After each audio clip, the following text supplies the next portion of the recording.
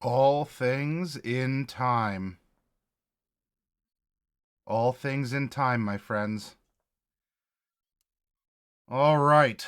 Well, it is time once again to meet the cast and crew and find out just what is going to happen next.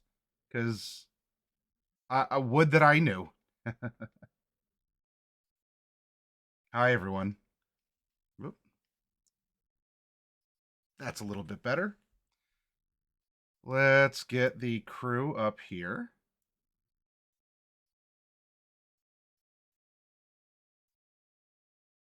Dun, dun, dun, dun, dun, doop, bloop. And then we'll have Fluffy Sheep right up here. And let's get that background music going, shall we? I think that we shall.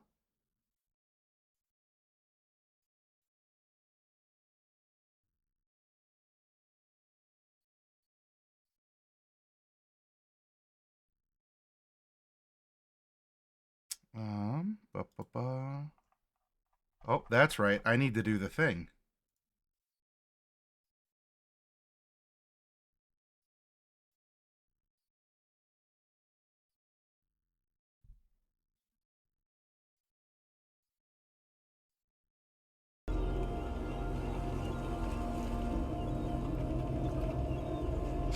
Oh, very cool, Demon Quiller. Well, congrats to the local.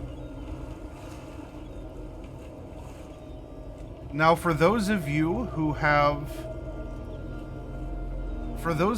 might have been here once or twice before, you might hear that the music is not quite as tropical,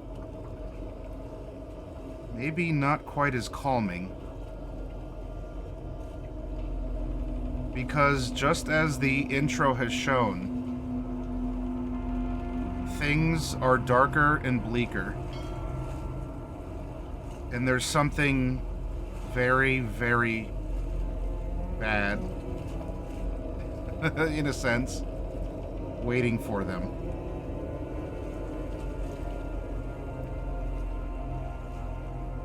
The party is split. Yep, Fry, thank you for hanging out. I hope that you enjoyed the intro and be well. The party is split, arguably in 3 ways? And, well, we'll find out what's gonna happen with that. Let me slip into the super secret chat room. Uh-oh, Fluffy Sheep. 47 minutes, never split the party. Well, never split the party. If I had X amount of money every time that that was brought up, then I'd have X times a lot.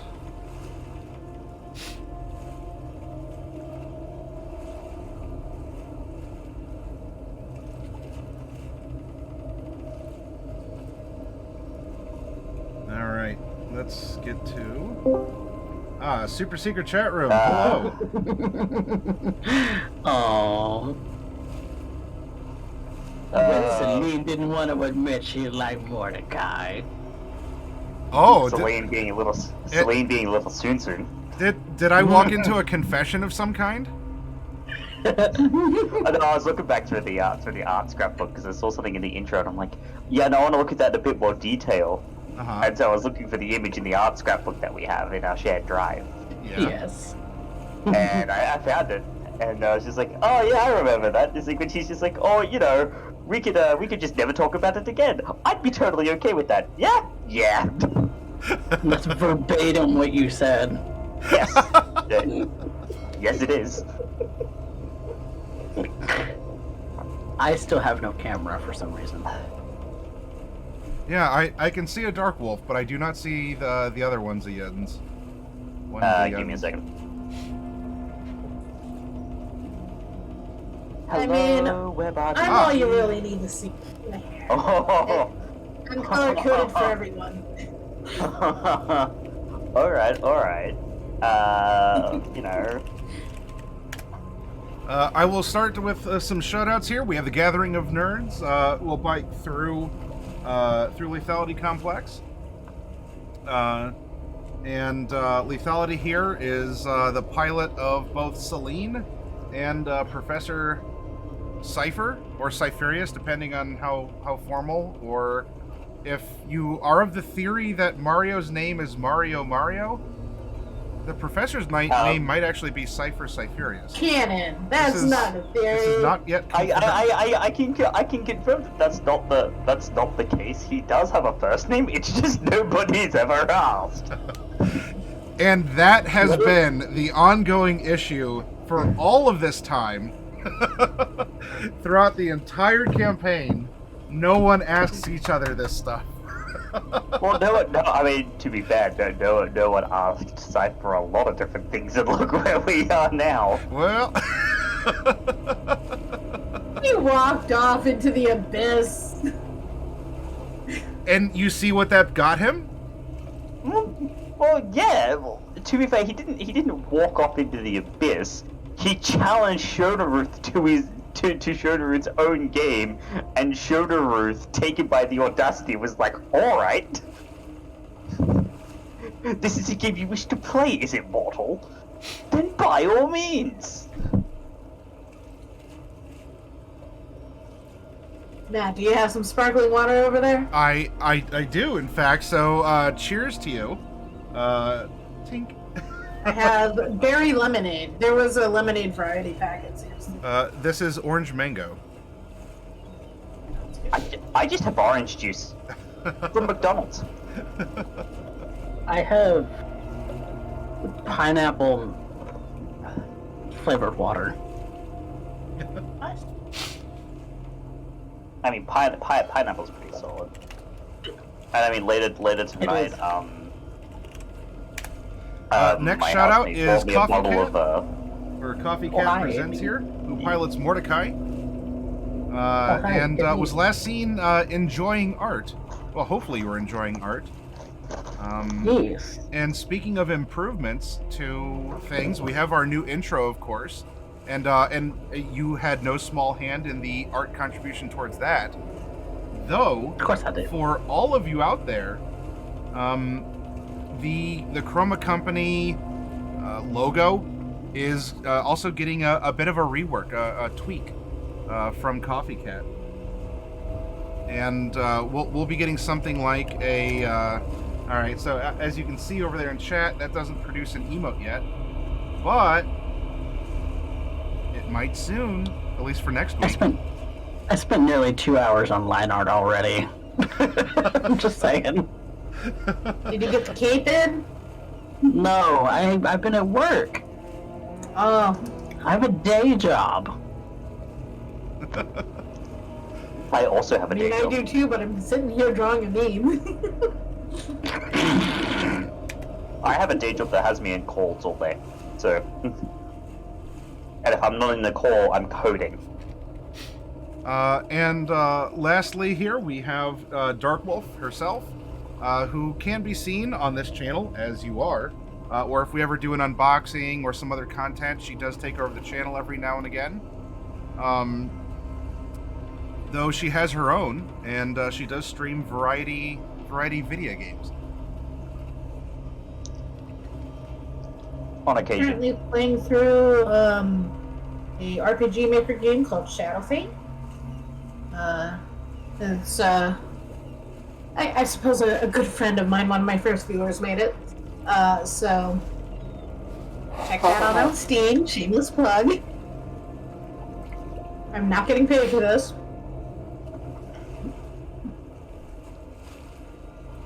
And we will be joined very soon by Fluffy Sheep, who is piloting Bright tonight, and most other nights.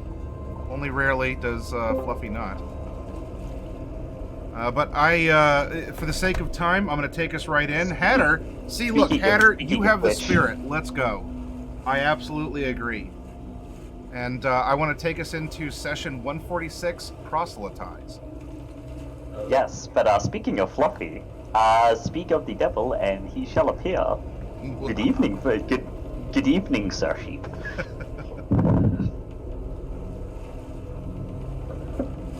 Let's get everyone. All right, there we go. Nice and on screen. Meh. Here we go, says Bane also. All right. Let's go.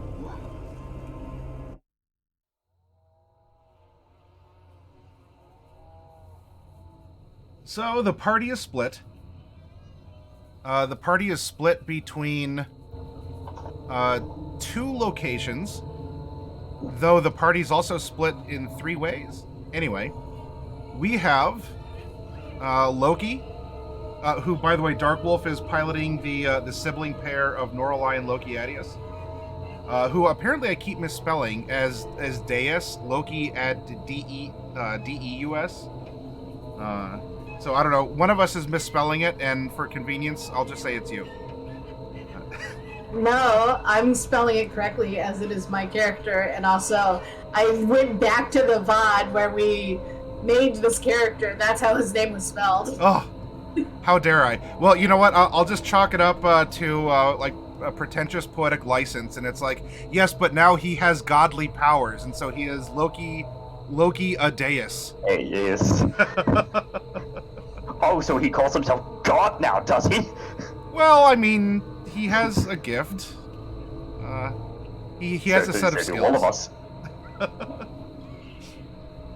So we have Loki, we have Mordecai, and Celine has joined everyone now inside the partial wreckage of the old Harry. Though, of course, you all were figuring out that this is a grown-over part of a wrecked ship known as the Wild Cherry, and how that could connect with one thing or the other, because the Wild Cherry is not an unfamiliar name.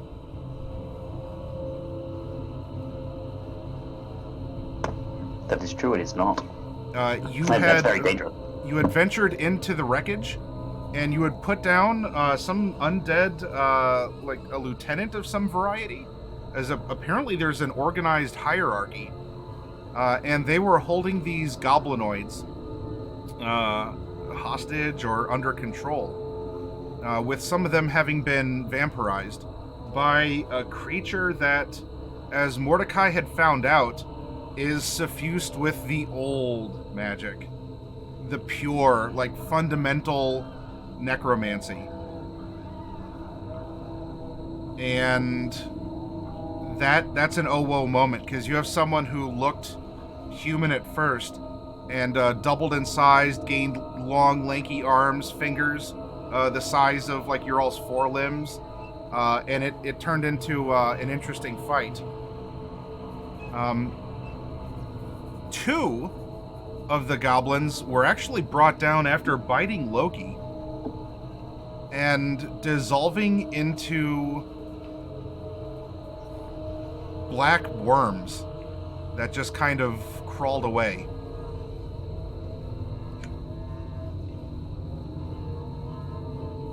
Meanwhile, Bright was digging graves by a wrecked ship.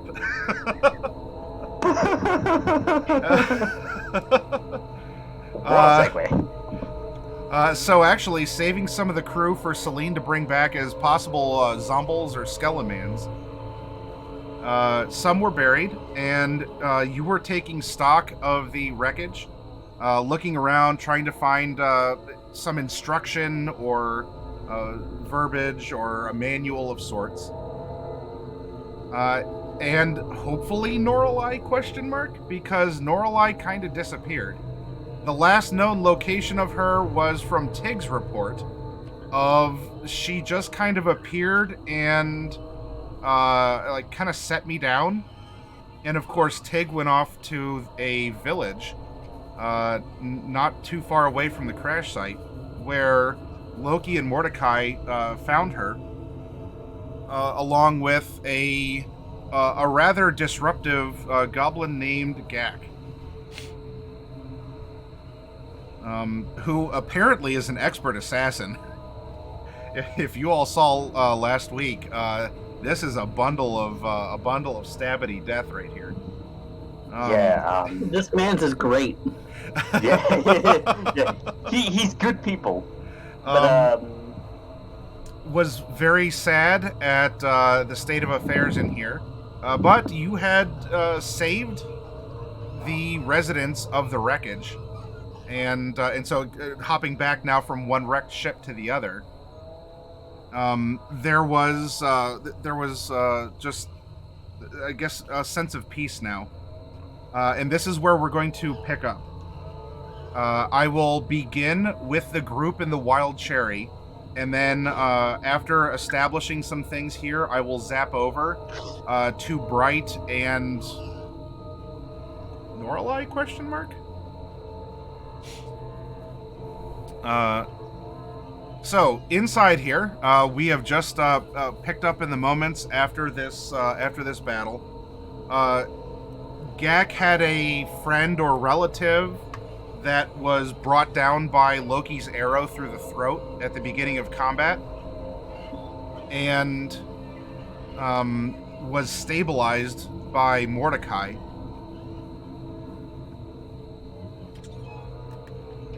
But yes, the undead are no longer here. All of you are together. Celine, you're here. You can catch up on things because you very much broke your way into this weird establishment.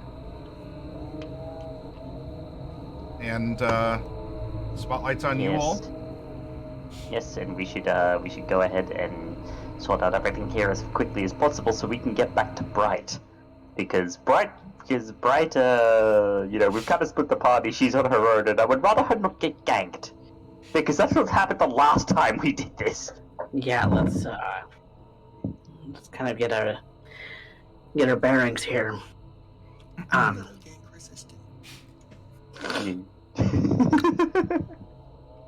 Gag. And Mordecai's going to take a closer look at that goblin that he stabilized. Mm-hmm.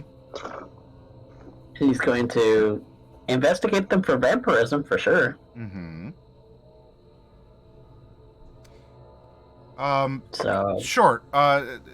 Going through, the one that you had stabilized, has 4 fingers, and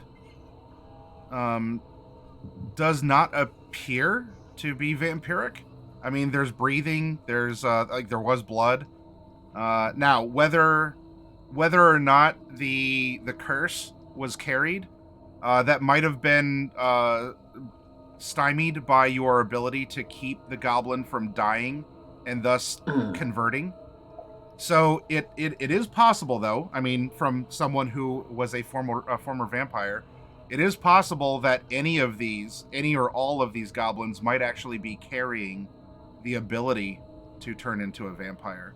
But in this particular case, there's no signs of current vampirism or undeath. Gak, I need you to answer me a question. Yes. How many of you have been bitten?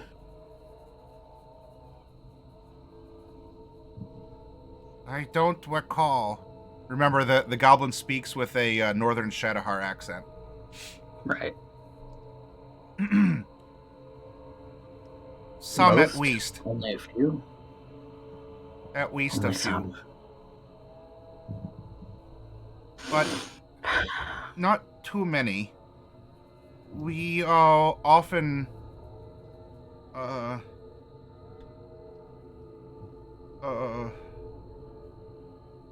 how is it said? Fawum of sorts for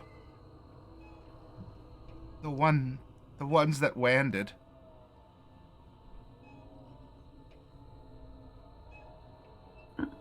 The ones that landed.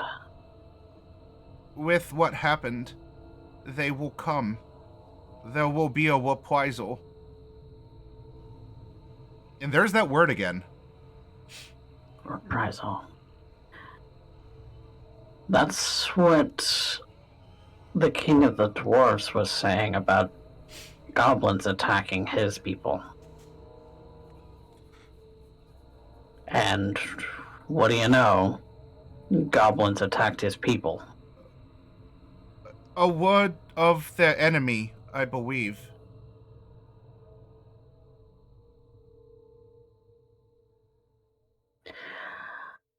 Oh, I don't like this.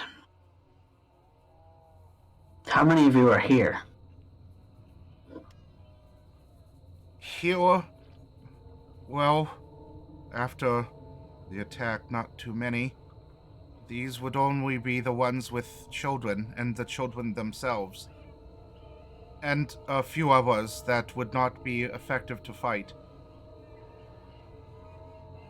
But there are more.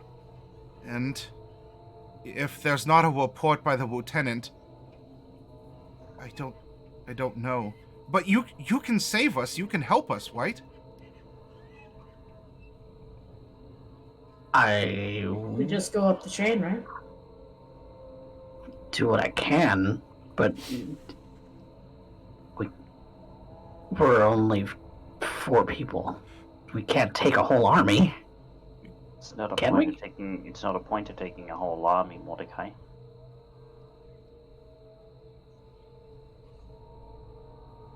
Gek can I lead don't you. doubt. There was another one, the main village. Not too far. We could reach there by dark. We're still trying to get to the dwarven city in the mountains. Do you know where that is? No. Far away, but no. Is that really the priority right now? No. Thought we were Celine trying to... Celine kind of moves over, pulling out her book, and flicking to an empty page. No, I think I have a better idea.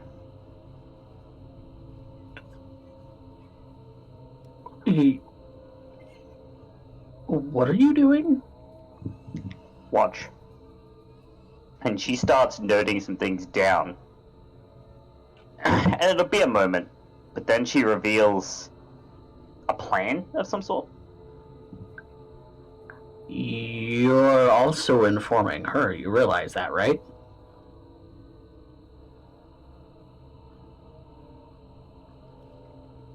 I'm aware. And if she's, queen of the vampires. Not queen of the vampires.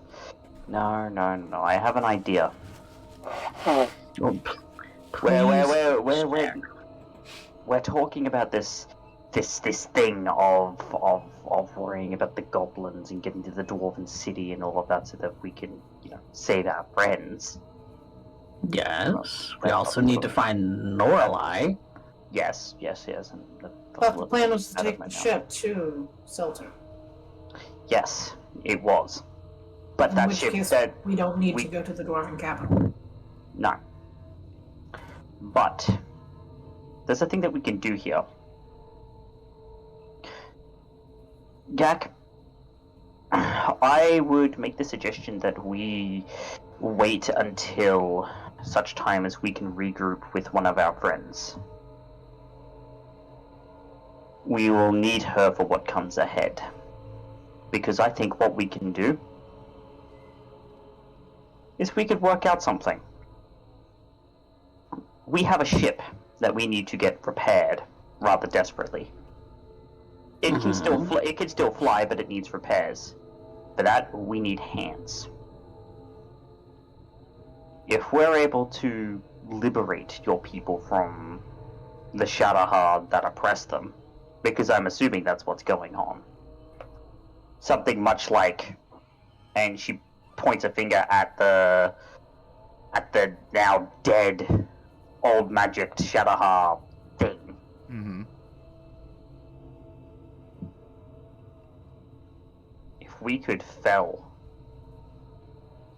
any of those that are oppressing your people, I think we might be able to work something out, and in exchange you would be able to help us get back up in the air. If you can help us, if we can...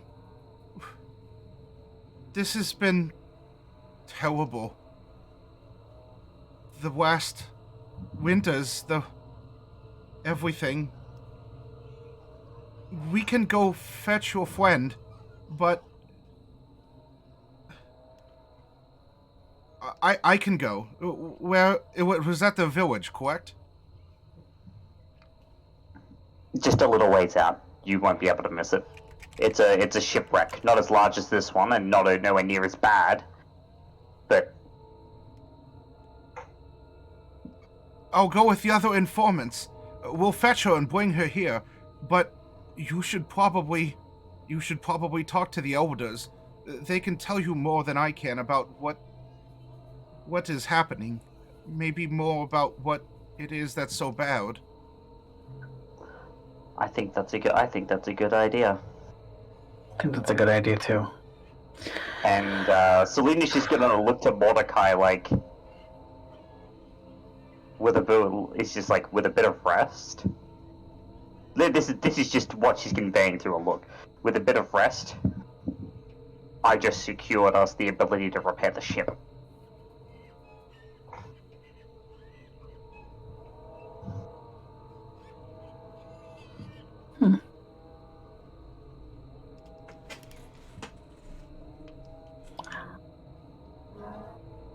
Get calls out. Oh, go ahead. I'm sorry.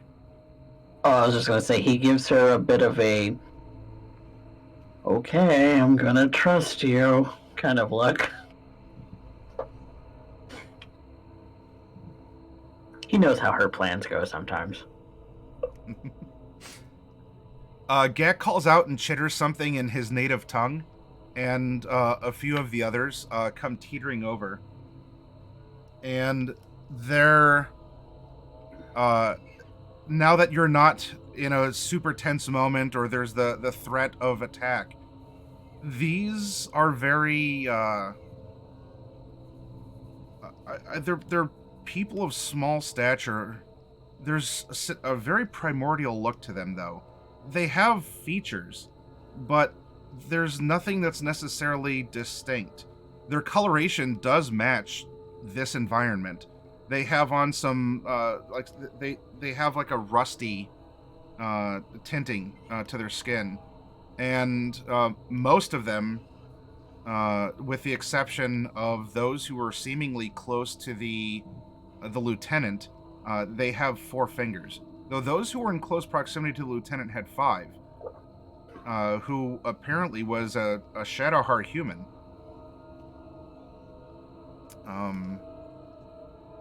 But you can see more about this sort of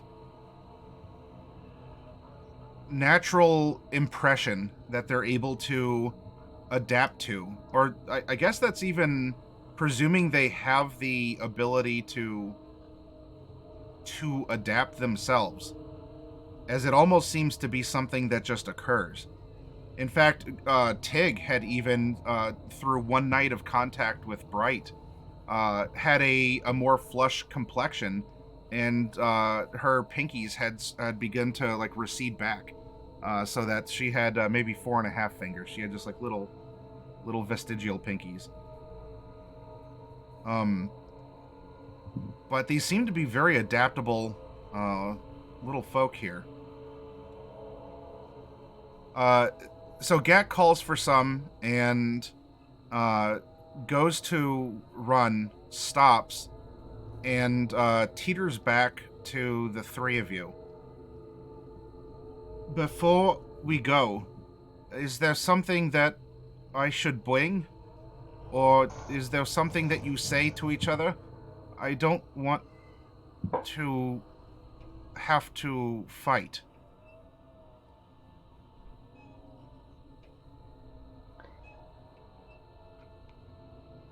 Do I have that prepared today? Which spell? Because I might have it prepared.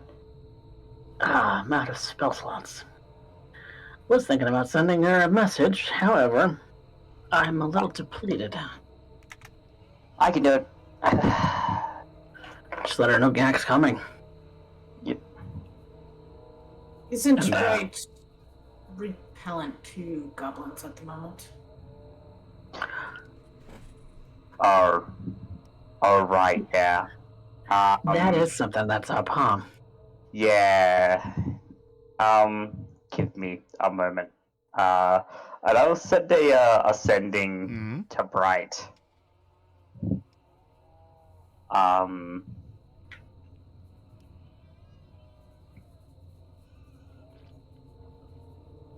Okay.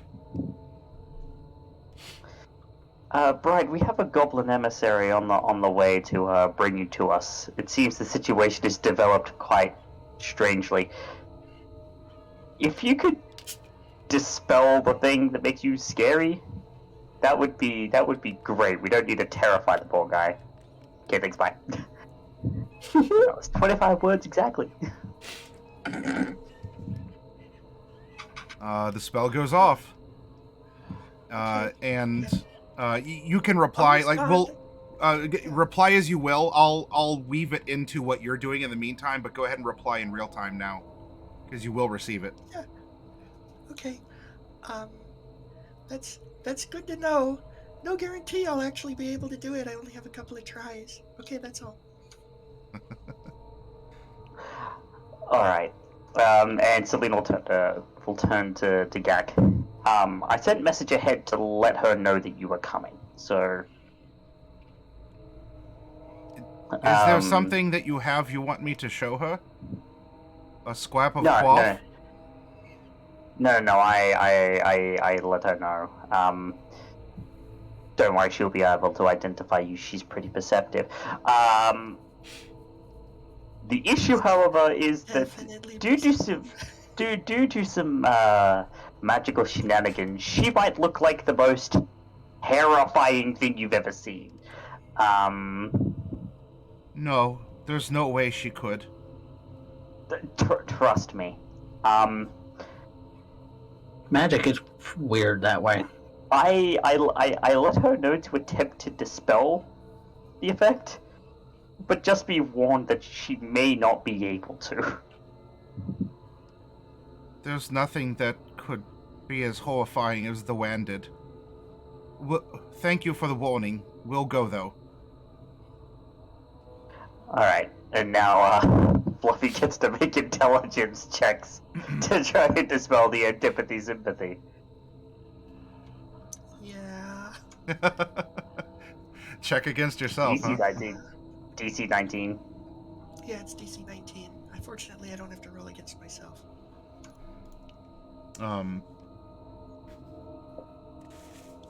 So, with a slightly dramatic swoosh of a... Oh, I got it! Hey! Hey! First shot! First try, bros. Yeah. That was close, though. Hopefully you'll never have to go against a dark reflection of yourself.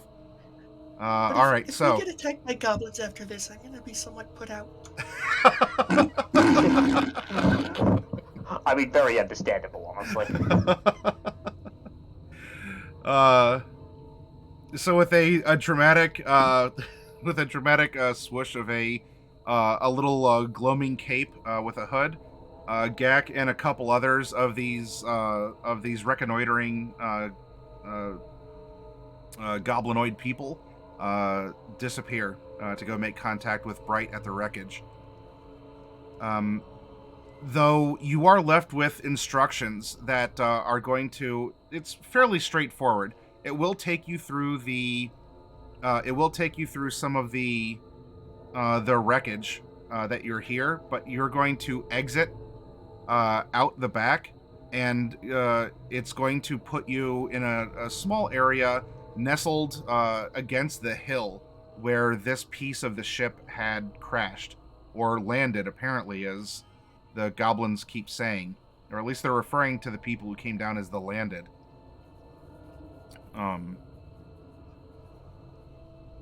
Walking through,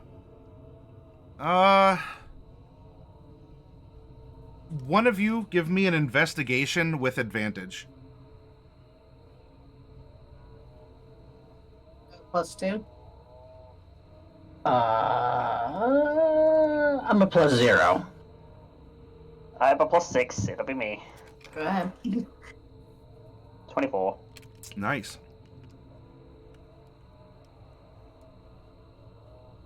As you're walking through the remains of the ship, it's apparent that yes, there was a crash. There's signs of shorn metal, of tearing.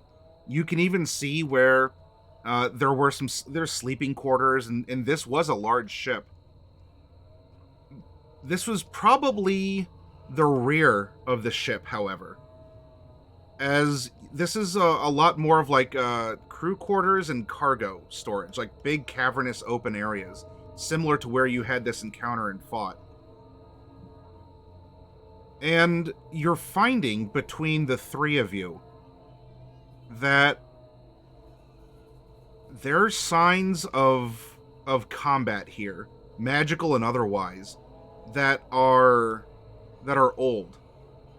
Now, not that this wreckage is necessarily super duper ancient, as apparently it's only been here for a couple years, but it has become overgrown.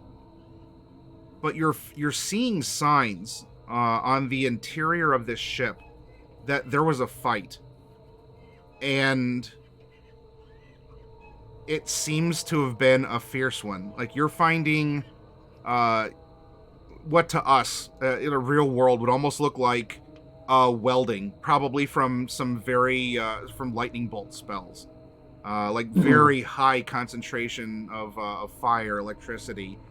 You're finding just evidence that there was a battle that tore through the interior of this ship. That has nothing to do with the crash. There may have been fires, sure, but that it's not like the smoke and the scorches aren't random lickings of fires from things that might have ignited. There's... But something happened. Anyway. Is there enough evidence that the fighting may have caused the crash?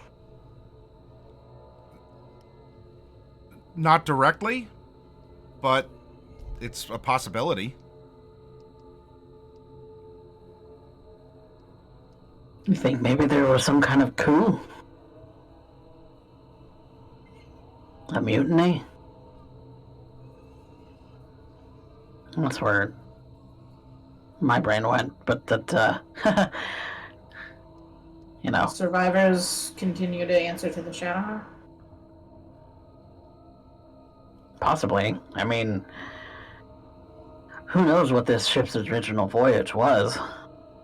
I mean, I would imagine, anybody left over would, or any object left over would be able to tell that story. But, I don't know, maybe that's just me fanciful thinking that, perhaps there was some kind of mutiny, an uprising of, people who didn't want to go wherever this thing was going.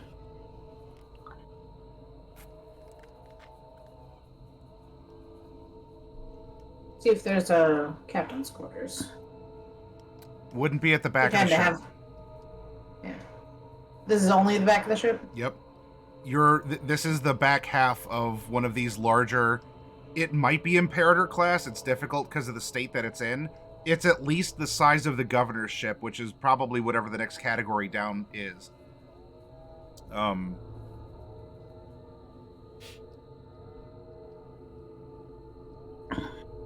Whatever it was.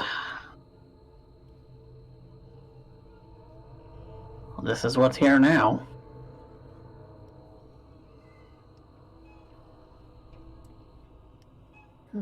So, other than the lieutenant, are there any other, I guess, Shadowheart here? Damn, I don't have that prepared today either. There was no mention of them. None have come out. Gak left you alone, seemingly content that you could go talk to these elders that were left behind. Guess we talked to them. Maybe they know. Yeah. All right. So you make your way through. You exit out the back. to an area that it might have been a cave at some point, but with the ship having landed, it almost it might have like shattered the top.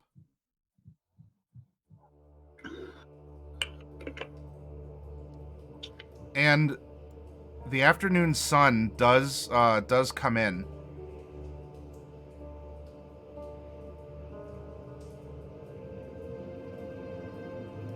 There are odd carvings, things that are very purposely made, though not easily distinguished what they could mean. There's carvings in the stones. The stones are covered in moss. There are roots of a tree that you don't see the tree, but there are still roots here. Maybe similar to what you encountered, the ship had broken it at some point.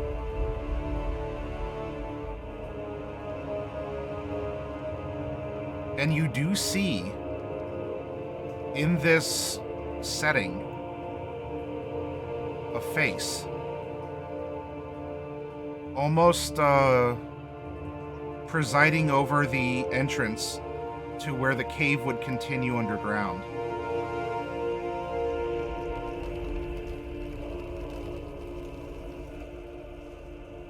Does it look carved or something naturally formed? Naturally formed. Oh, how odd.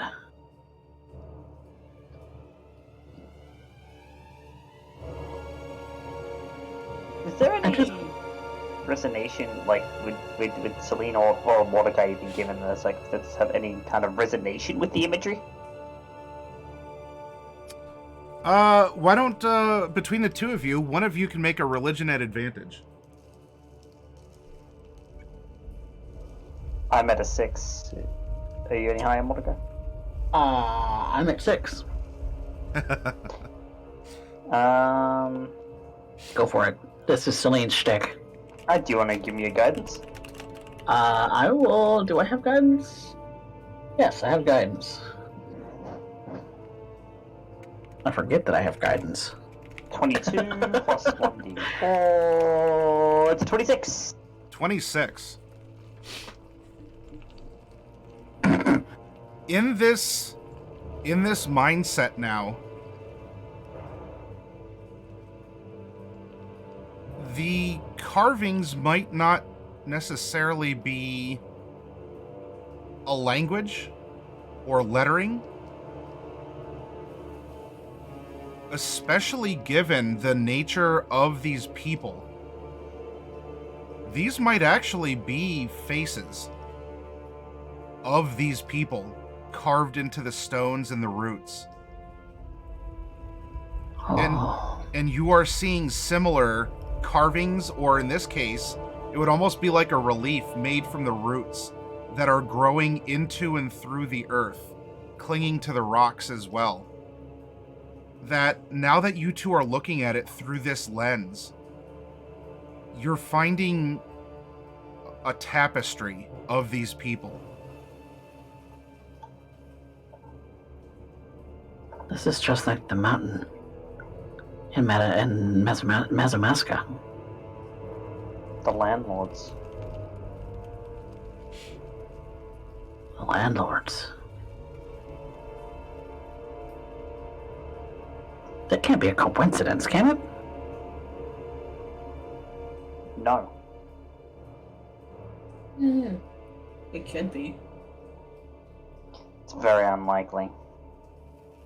People carve into things all the time.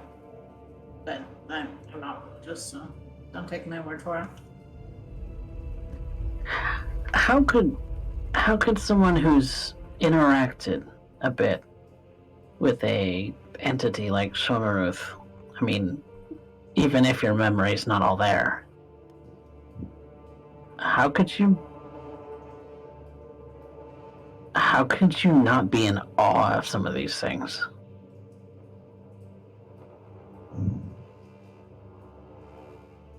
It's beyond me. It's just... I guess But- you could say I've already seen it all. Look, I don't claim to be the most religious person either. In fact, I was vehemently against it until, meeting all of you. Like, Similar note here. for 10 years, I was under the distinct impression that Wee Jazz had it out for me. Oh, And okay, that she now took she does. and she took everything that was precious to me when I was younger.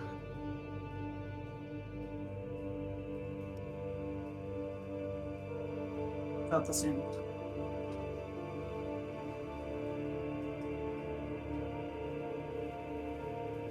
So that's what she does.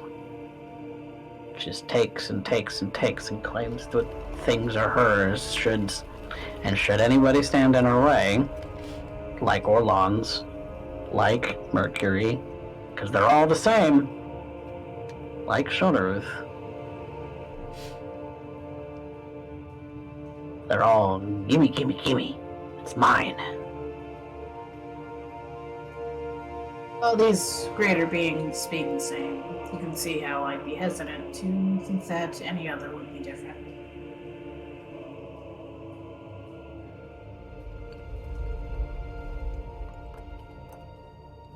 As you're talking in this place, in this moment where the ship that fell from the sky shattered the top of this hill, probably broke whatever the top of this ancient tree was. A figure, a small figure, hobbles out from the dark, leaning on a staff and looking very much like the dirt and the roots and the grass and the moss.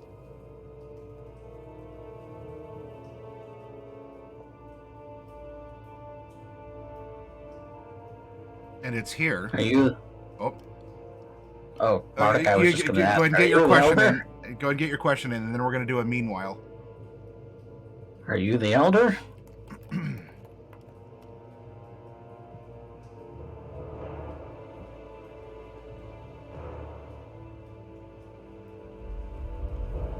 There's not a look of understanding or misunderstanding. But as this little creature gazes up at you, Mordecai, there's something supernatural about it. And I mean like supernatural about it. Its hair is as moss. Its skin is the color of the bark. And even just looking into this creature's eyes, its eyes are odd, but not the same way that those under the influence of Shonaroths would be. You are looking almost into maybe goat eyes, though there might be actually two pupils at the end of each of the rectangle. There's something comforting and altogether unsettling about this little thing. Though despite that, there's nothing that's necessarily a menacing aura or something that is predatory.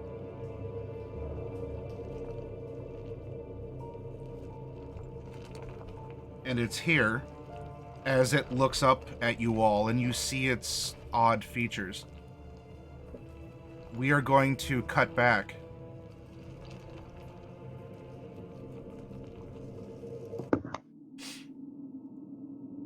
to Bright.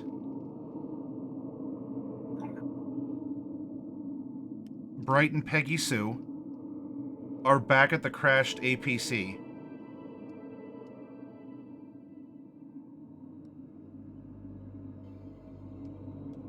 Bright, you had been taking stock and note of things and just you know, kind of kicking the tires, if it had any, and also what's a tire.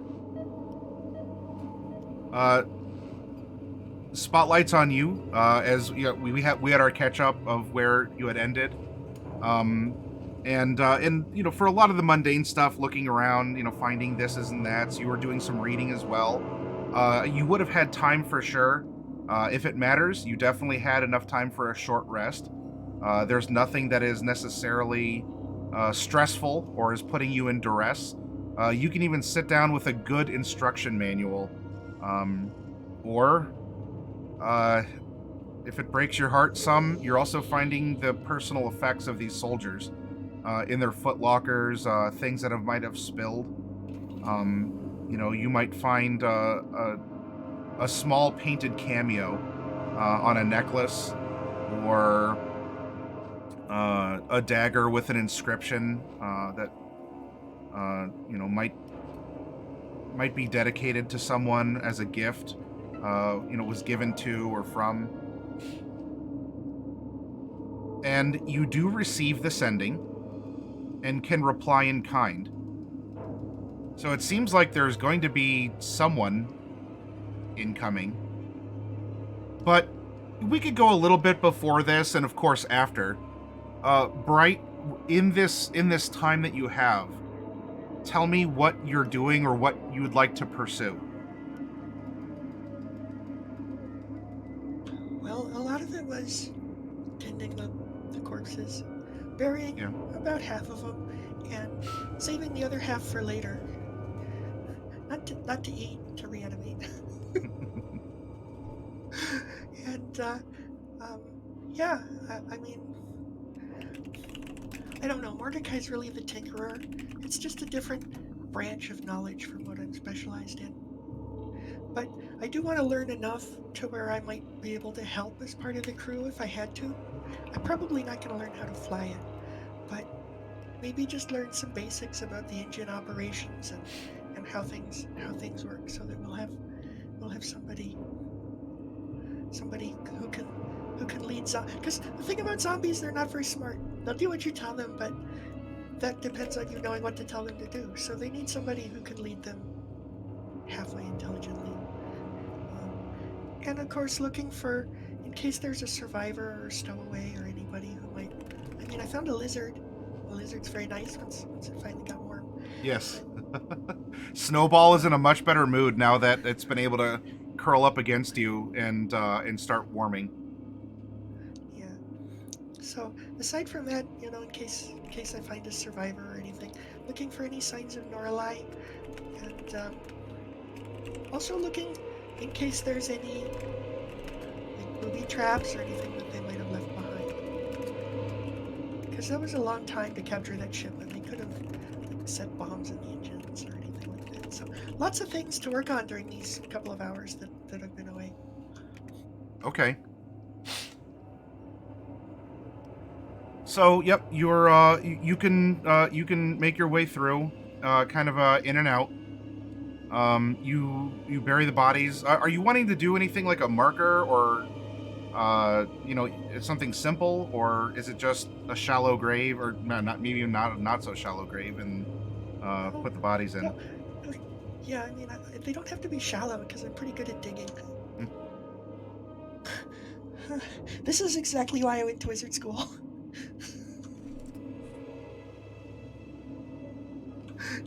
to become the world's greatest gravedigger. I don't know. I mean, if there are... The thing about... I mean, I don't have the ability right now to make any, like, headstones or anything. So what I would probably do is if there's stones like that are all relatively the same size and I can dig all the graves in a row, then that row of stones might stand out to people. Okay. If they happen to be looking. That's probably the best I could do in this situation. Okay.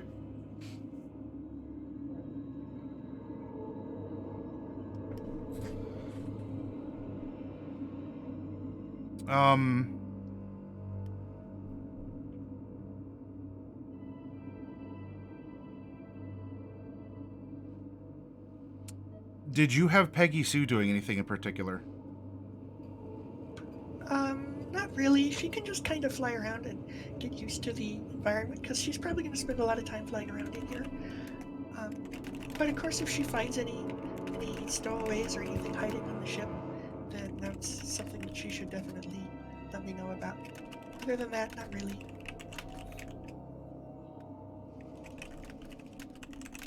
Okay.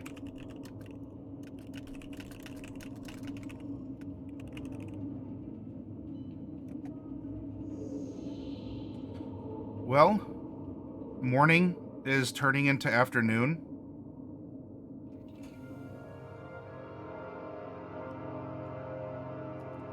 And the weather has shifted such that it's not actively raining. And it's not even super cold. It is high summer still. You're not too far past the solstice.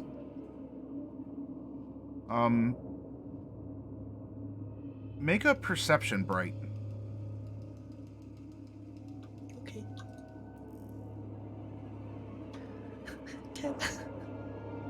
Okay. I have proficiency in this skill. I just want everyone to know that I have proficiency in this skill. The ship kind of gives a couple creaks and pings. It might just be that it's settling, or if the cool rain has stopped, maybe it's because the sun is trying to shine through the overcast clouds. It might cause some alarm in you, but there's nothing that sounds like a pitter-patter or a screech or a scrape per se. It might just be the thing kind of settling in as the, into the mud into which it landed and skidded. But there is just a tingle up your back, Bright. It is...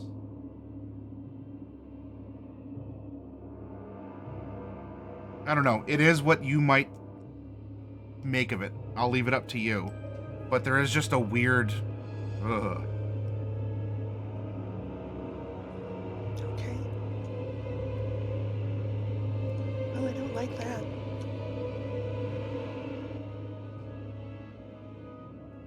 Don't like that at all.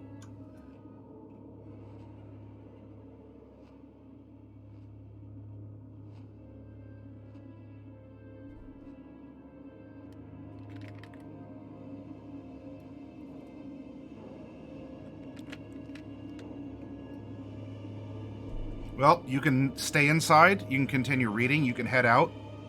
Well, I was waiting You're waiting for the goblin to arrive. Yeah, I'm waiting for... Although I guess I don't know that his name is Gak, but that's what I'm waiting for. Yes. Okay.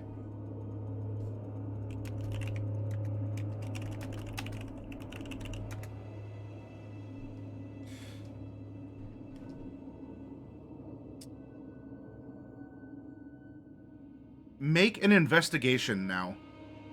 As you're trying to piece together the things that you found in the wreckage. Okay. 13.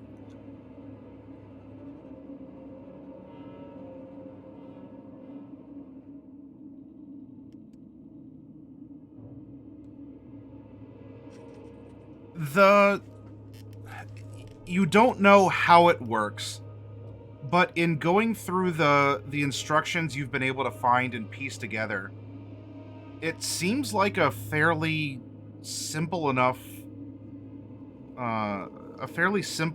procedure where you get the ghosts in the bottle, you put the bottled ghosts in the engines, and through this interaction, this conveyance of will, you can direct them, you can stir them to go in the direction you want them to. And of course, they're spinning in the donut, applying the direction of an up, down, or wherever, in wherever it is that you're telling them to go.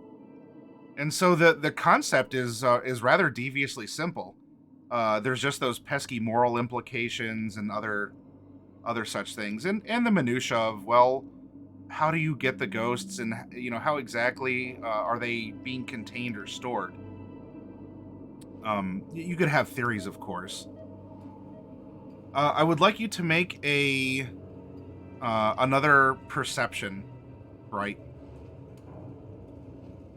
13. Okay, well, it's you're getting up there.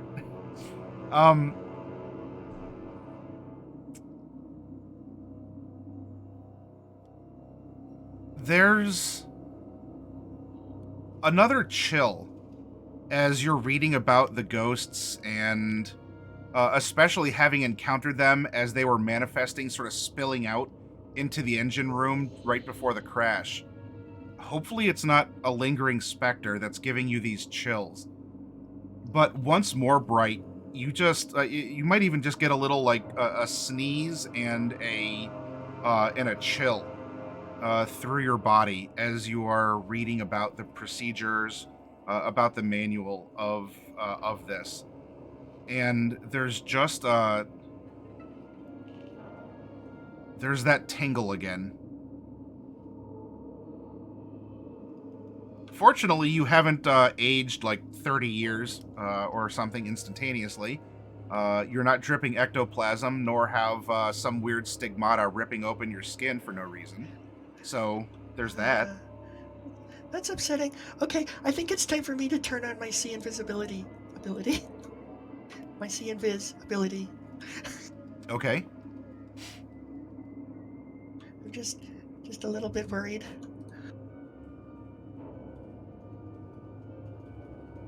Is there anyone invisible here? No. 10 feet. Well, that's good news. I'm gonna try and read that section in the book again. Okay.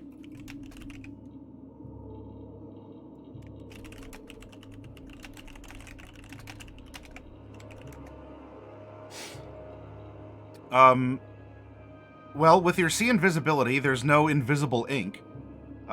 So there's nothing that's necessarily there in that layer through that sort of vision. But it's trying to recreate the experiment.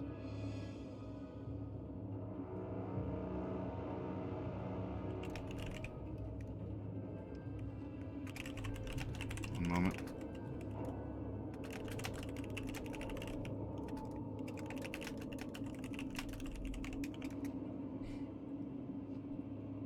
There is something, might just be the summer wind, the winds after the storm, as the temperatures normalize, the air moves across the hillside here.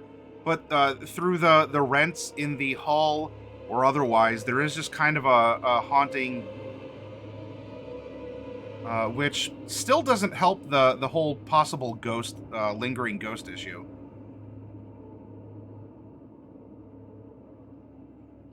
Yeah, definitely not. Okay. I was just thinking that it might actually be like literally connected to the book, but perhaps not. Doesn't seem to be.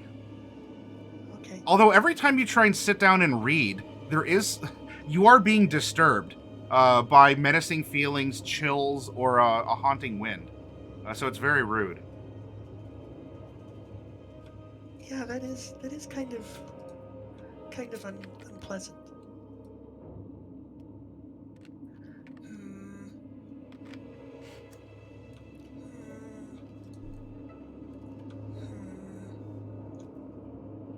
Well, I guess I don't know. I don't have. I don't know. Something is upsetting me. Um, let me see if Snowball feels anything weird. Snowball is here, and we'll see if Snowball is out of sorts or Snowball is happy. Snowball seems to be content. You're just a little furnace for this frilled lizard. So aside from the fact that you're either walking around like a hunchback because he's like right against your back, like on your skin, or he's like tucked himself in your dress, so it looks like you just ate a really big meal. Snowball is actually just super warm and feeling nice and lazy. Well, that's good. At least Snowball's. Let me call up Peggy Sue and see how she's doing. Just conjure her up real quick. Okay. Sorry to interrupt your exploring, Peggy Sue. Did you find anything interesting? Did you find any little nooks to hide in, or anything interesting? As you summon Peggy Sue, for just a brief moment, Seltur's face, like Seltur isn't replacing Peggy Sue, but Seltur's face is sort of imposed on the birds, and it flickers a lot. He's trying to say something, and go ahead and make... Is it Seltur or Cypher? I'm sorry, Cypher, not Seltur. Their names are very similar. Okay. I'm sorry. So for clarity, Cypher's face appears on Peggy Sue as he had been doing before, though it's just his face on Peggy Sue's head, and it's flickering on and off. I would like you to make another perception as you try and get what he says before. Oh, there's a nice 20. Look at that. 20, I rolled a good one. Yeah, so before it disappears, you can see that there is an urgent look on his face, and as his voice sort of like cuts in and out along with his flickering, he's asking, something soon, not much time. You're getting a sense of urgency before his face flickers once more, and it's just Peggy Sue that has that appears.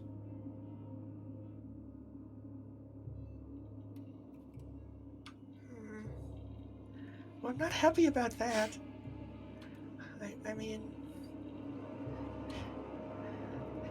not happy about that. So, I'm the only one here. Well, me and Peggy Sue. So I don't have anyone to talk to about this unless I want to send a sending. But I'm a little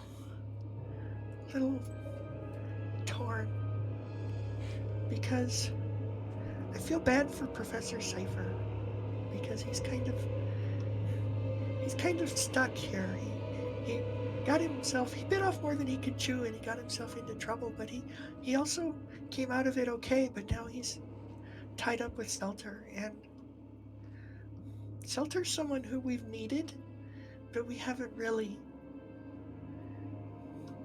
I don't know, let's put it this way, if Seltur weren't our ally, she'd probably be our enemy. I won't contest that statement. I didn't say it, I also won't contest that statement. So, if we could just, swap out Seltur for Norallie, that wouldn't be so bad. You have this, as you're thinking this, in the perhaps in the privacy and peace of your mind, from a ruptured piece of the wall, some of the wiring actually begins to glow and flicker off and on.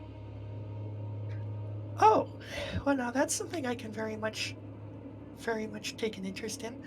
I'll investigate that. I want to look at it closely. I don't have any magical that I could do quickly, so I'll just see, does it seem like it's going to zap me with sparks, or does it seem like there's an illusion forming? Make an Arcana. Okay. Oh, come on. That's magic, all right. Case closed. My work here is done. Away. I want to re-roll that with a luck.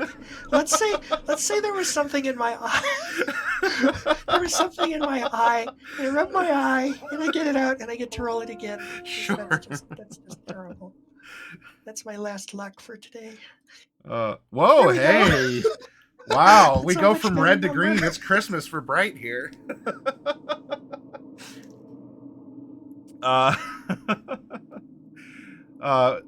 Thank you for the follow, by the way, out in the audience there for Smoke and Shield Games.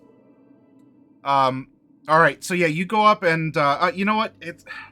You got to stop looking at things with your normal eye. You got that kind of like crystal ball eye, and so you kind of camera 1, camera 2, camera 1, camera 2. Yeah, and you I had something in my eye until I realized that it was my eye, and I should Yes. actually be not using my actual eye. You are more than certain that it wasn't electrical. It is magic. And on top of that, you've seen this pattern or this coloration before. This isn't just a manifestation. If anything, this might bolster you, because that this might be a ghost is very doubtful. But in thinking about it, you're here. In the conversation that's been taking place, and there has been just a series of, I don't know, tingles or something. But this manifestation really reminds you of the times that you've spent with Norallie. I know, rare occasion that Bright and Norallie team up almost exclusively. But that's like Norallie's signature dancing light that just sort of like fizzled and manifested a little bit at the end of one of these broken control wires that you were reading about. Oh, okay. So can I go on over and like see if I can follow it? Now that I know that it's magic and not electricity, I mean, I still might get zapped because that's what she does. But I don't know. I'm a lot braver now that I know that it's magical and not electrical. So I'll run over and investigate more closely. All right, yeah. So you find the down power line. You follow it long enough, you will reach the nuclear power plant to which it's attached. And hopefully, at no point in time, it'll reactivate. It's not necessarily an easy thing to follow, though. I can include, because you had such a dramatic and wonderful swing of your 12 to 31 there, your red to your green.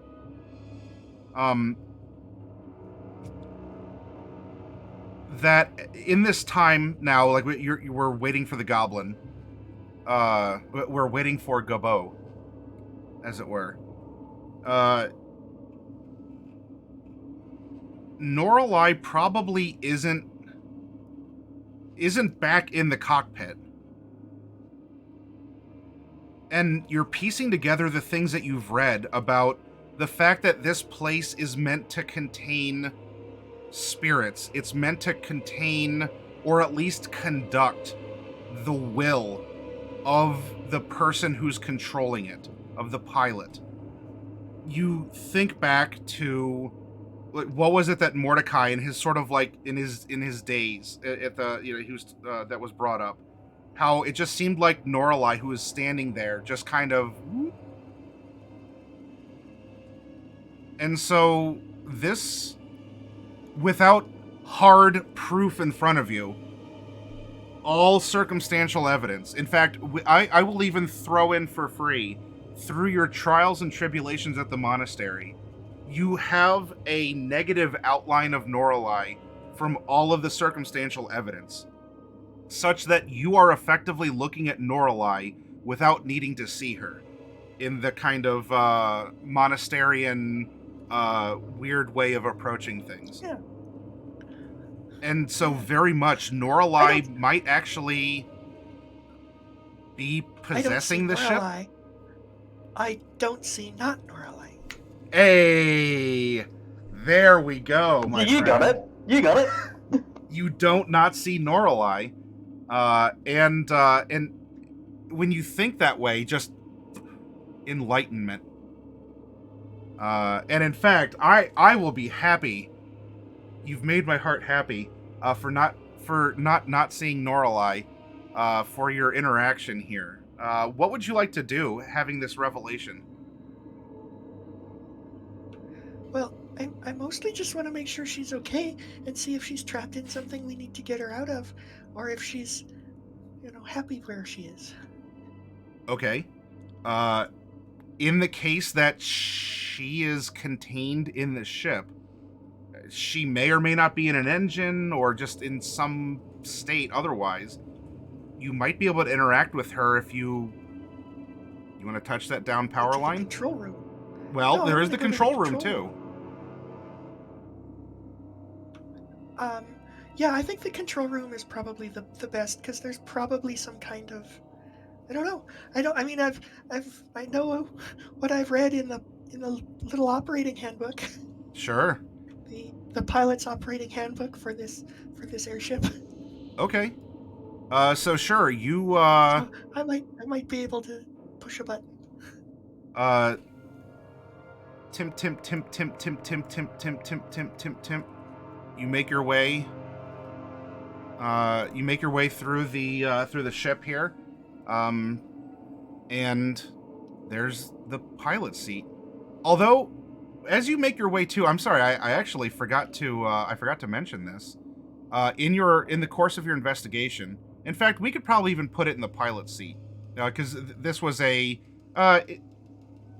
a DM, kind of peeling back the curtain a little bit. There's things that if you interact with a lot of these places that might be extraneous hints or flavor or the like.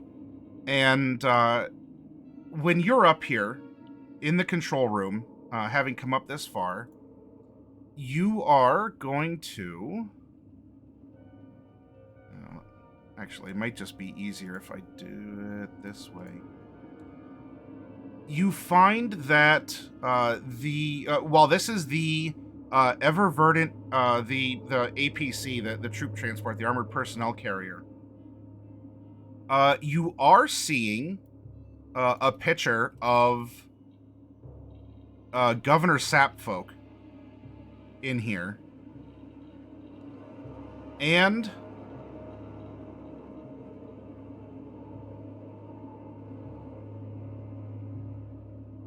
recalling back to the ship, like the mothership that this detachment was named, you see not just the governor, but you see a picture of the governor standing on the bridge of the Eververdant.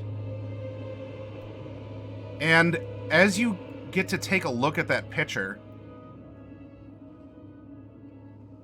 the Eververdant's bridge gives you perhaps a moment to pause. Because you've seen this bridge before. Sure have.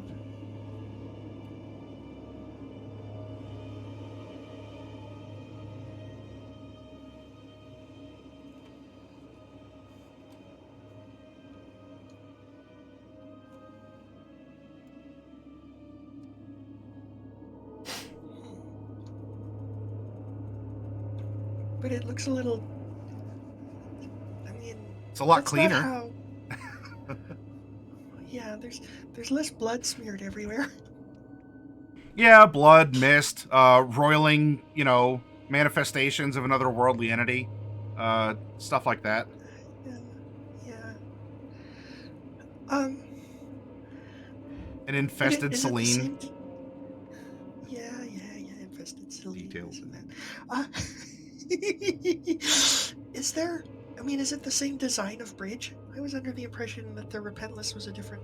Like, that was the erstwhile Repentless, and it was a different design than this ship. But it could have the same bridge layout, I suppose. Well, the Repentless has grown over time. And while you were aboard the Repentless, in your dream, whether or not this was Repentless, this is the layout that you had seen. Could the Repentless have this? Maybe. It could have eaten a similar ship at some point, or it could have been a manifestation of the visions that you have. But there's this second guess, there's this deja vu, where there is this bridge, and you do recall from that dream that you had that the Repentless was getting some kind of an aeronautical naval escort. as well. Yeah, I'm not sure what quite to make of that. I mean, we're by ourselves out here. Huh.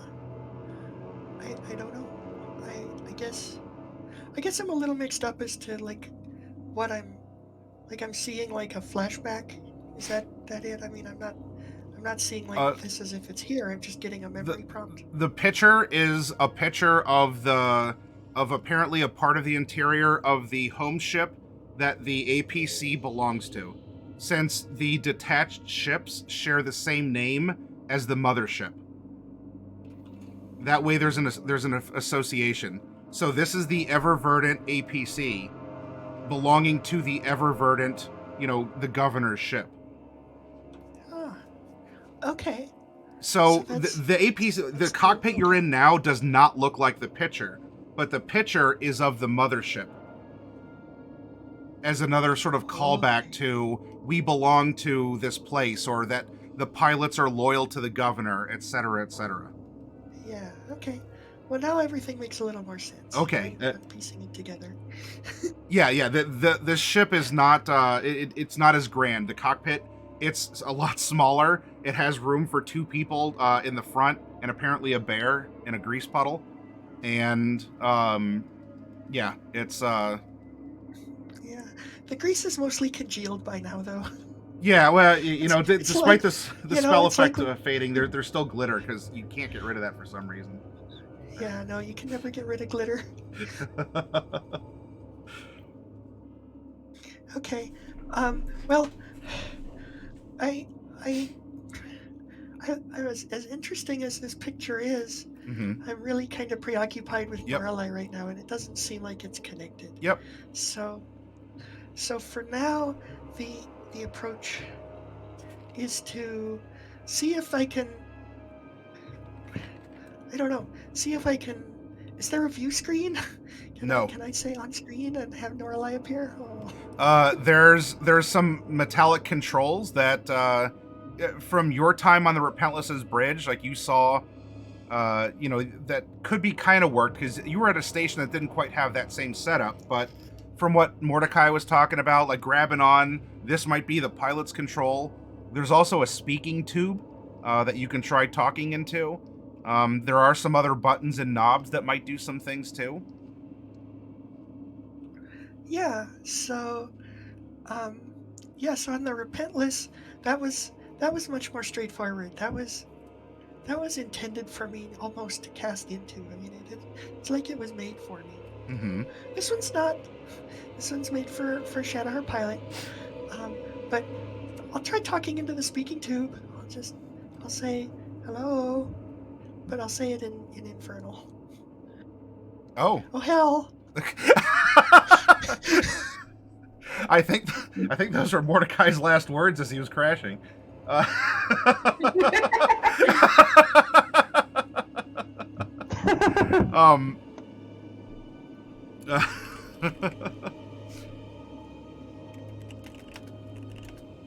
That's accurate.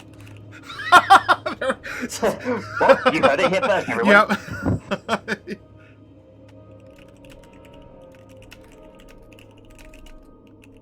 However, it might have been an F-bomb. Yeah. I mean, to be fair, Zuluwild did literally George at the Jungle him. She's just like, watch out for that tree.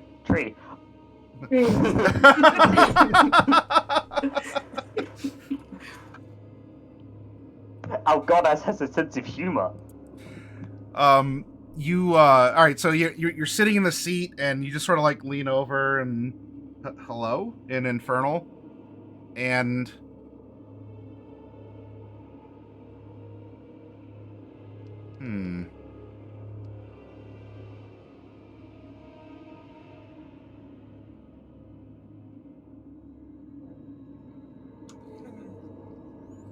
Okay. Well, I guess the next step would be to feel all the controls and see if I can feel any lightning in any of them, like any tingles. As you're all right, so you're waiting.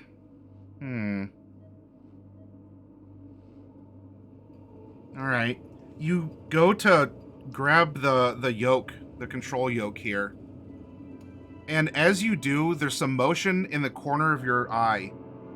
And there's a weird, almost a very faint silvery mist that just sort of burps out of the speaking tube.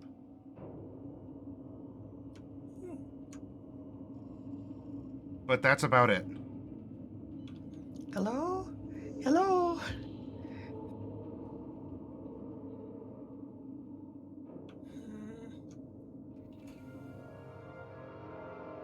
Okay. So the silvery mist, where did I see it? Was it like at the other end of the room, or? No, it came out of the speaking tube. Like, so it would be there where the pilot... Oh. Yeah. I mean, you have to lean up because unfortunately these controls are not made for short folk. You know, so like you were kind of standing on the seat going, hello? Hello? Kind of like what I'd be doing with my microphone up here. And there was no reply, so you sort of like plop back down and, all right. You go to get the controls, and then the speaking tube just kind of like burps out a little bit of like a silver mist. Okay. I'm gonna embiggen myself so I can reach the controls more efficiently. Oh, sure. Now that I can do that for no cost. Yeah. Okay. So looking around, I guess I'm really interested in the speaking tube now that I saw that silvery mist. I'll try listening, seeing if I can hear words or the sound of the ocean. Perception at advantage. Since this is a nice, it's meant for. Whoa! Look at that, the green number again. Ooh, it's green. There you go. You just had to get the a little bit of wax out of your ears. Yeah. That's right. Save that for a spell component, I'm sure, at some point. Like gnome earwax is probably important for something. It's probably a spell component for something. You hear a very, very faint, distant, and tinny sounding... Right? Hello? Can you hear me? In Norallie's voice. Though, while it does sound, tinny and distant, there is a weird kind of unsettling... Like, fortunately, this ship's not haunted, but if you didn't know it was haunted, you would think it's haunted with the way that this sound is kind of crackling out of the speaking tube. I mean, I'm pretty sure that it is haunted just by Norallie.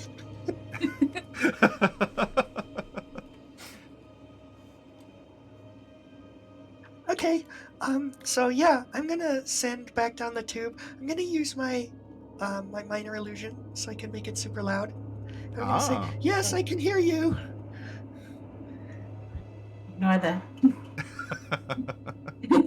You saw nothing and heard nothing, except the things you saw and heard. Mine is loud too. Yep. Okay. It can also be loud. So you have you're having a bit of a shouting match, and we will have a back and forth. Bright, you and Norallie have successfully connected. Over the course of time here, you realize that you are both entities aboard the ship, just one is more physical than the other. And it is taking magic to communicate. Norallie is apparently using thaumaturgy, and you're using your minor illusion. Otherwise, it really seems to be something tough to do.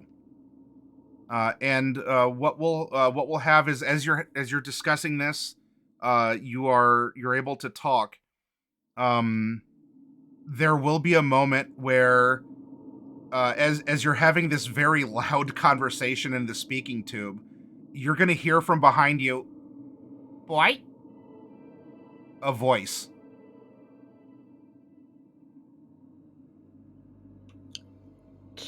Well, I'll turn around and look who's there.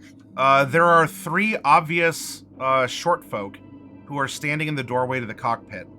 One of them is the one who asked if you are Bright, who has stepped forward and does have a knife in hand, but is in a very defensive, like a hand out, like I don't want any trouble, but does have a knife out as you're being regarded. White? Okay. So I'm still embiggened, by the Yes. way. That's just an interesting coincidence. And I'll just say, yep, that's me. But I'm kind of busy right now. I'll be with you in just a moment. Your call is important to us. Please remain on the line. You're saying that's a gag? Yes. All right. I should probably be saying it to Norallie because she's the one who's technically on the line. Well, yeah, that's true. All right, so you magically enhanced very loudly. You shout into the speaking tube.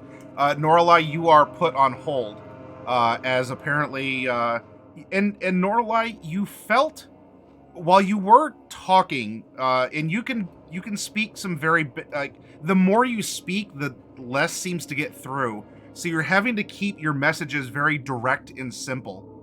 And I just start playing hold music when she says that. Yes, apparently a very poorly played flute begins to, How dare you put me on hold? But yeah, so, Norallie, throughout this, you actually were able to, feel the presence of, 3 other, beings. Now, now that you're, aware of them, like, you can feel them, and in a sense, you don't see them, but really what you have is a tremor sense. So you know there's 3, and you can even get a feeling of, their bipedal, their weight, etc., etc. You're getting a lot of other interesting sensory input because you're feeling them in wherever it is that you are at. As you're now kind of getting more used to where you are and what is going on in your conversation with Bright and finding a clarity. Bright, Gak, and these 2 others are going to tell you that they've come to take you to go meet with the others because they're speaking to the elders, and you're going to be taken to the main village in order to free them from the fallen masters. That's a lot for just showing up, but that's exactly everything that you get. Huh. Well, that sounds very interesting. I will go with you in just a few minutes. I have to finish this. I have to finish talking to my friend through this tube. That doesn't make any more sense to me than it does to you. Yeah, these 3 are well, the other 2 probably don't speak your language, but at least Gak is looking rather baffled. But I mean, what's Gak gonna do? All right, so there will be some time passing. Norallie and Bright, you 2 can over time effectively communicate. So I don't need to necessarily go through the fun little dance around steps before. You've established connection with each other. Yeah. So I want to find out where she is and what's going on. I mean, we're all really worried and confused about what's happened to her. So we need to get her side of the story first. That's really important. I'm on the ship.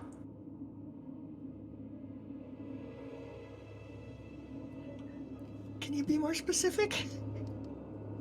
No, I really can't. I'm on the ship. So what's it like where you are? You see? Ship. Oh. So,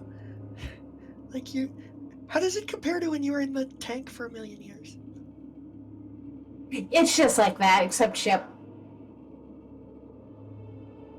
But also, you guys can hear me when I'm talking to you now? Well, I can hear you. Everybody else is gone. They're off. Well, through the tube, yeah. Yeah. So, I mean, does it hurt? Are you dying? Are you okay? Are you stuck in an engine, or are you just kind of everywhere?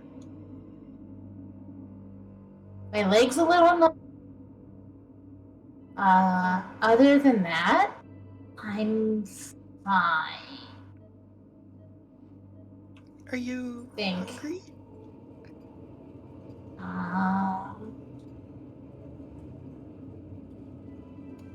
No, no, no. I don't think so. That's good. That's good.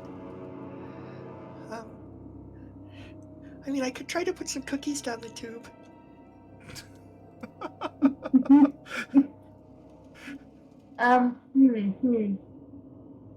Maybe. I don't have any cookies. If I have some You cookies, I'll lied put to them down me. the tube I for you. believe. Well, you usually have the cookies, and I thought I could just get your cookies, but then I realized I don't have access to your cookies. Maybe I can. Maybe. Gak, do you have any cookies? Ah. He doesn't have any cookies. Okay. Yeah, there aren't any cookies handy. But I'll see if I can get some and put them down the tube for you. Gak steps forward and reaches into a satchel and pulls out some fire-dried beetles. I don't think she'd enjoy that.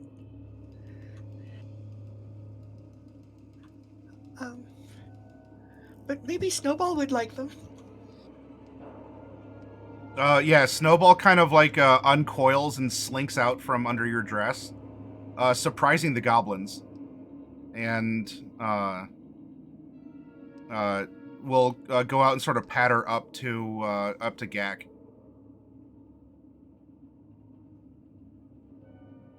And Gak looks very confused. It's okay. This is Snowball. Snowball is harmless, and will. Snowball is quite friendly. You just have to keep it warm. Oh, throws the beetles Is Snowball down a boy and or a girl lizard? I need to know Snowball's pronouns. I don't know if that was ever determined. If anyone sort of gave this lizard the old squeeze test to find out. That doesn't sound very comfortable. Sometimes in animal husbandry, it's not too obvious. Okay, Norallie, I'm really glad you're okay. And I guess now that you're trapped in this ship, that's good news and bad news. Good news is we'll know where you are, and the bad news is you're trapped in the ship. Bright, real quick, make an Arcana at advantage, because Norallie can describe the things that she is... Oh, wow, look at that, 30. 30. Okay. Again, you two can talk. I'm not trying to talk over you, because you can establish this. What you'll be able to make out, though, Bright, in your conversation with Norallie, because this is also news to Darkwolf and Norallie, like, you're discovering this together as players and through your characters. You reason that Norallie does not need to do things like eat or breathe or, need water, which could be convenient. Though, Yeah. she also is not capable of doing things like sleeping or resting, which could be very bad. And the reason why that's bad is for a perhaps similar reason to what is going on as your mind is cast back to the concerned words of Professor Cypherius as he's asking Obi-Wan to help in the staticky hologram here. Because Norallie might only have... magic is what you need to communicate. It is also apparently what is the conduit that this ship can hold and convey. So her power is keeping her here. But if that power is gone, it may not keep her here. And also, you are more than convinced you have not seen her body anywhere. Yeah.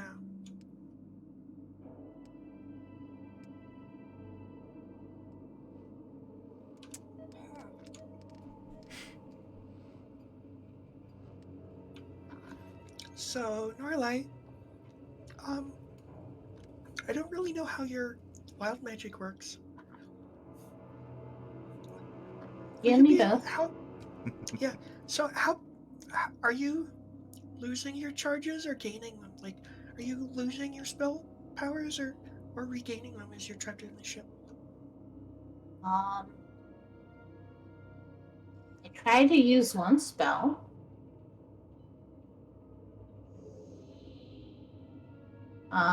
It didn't really work.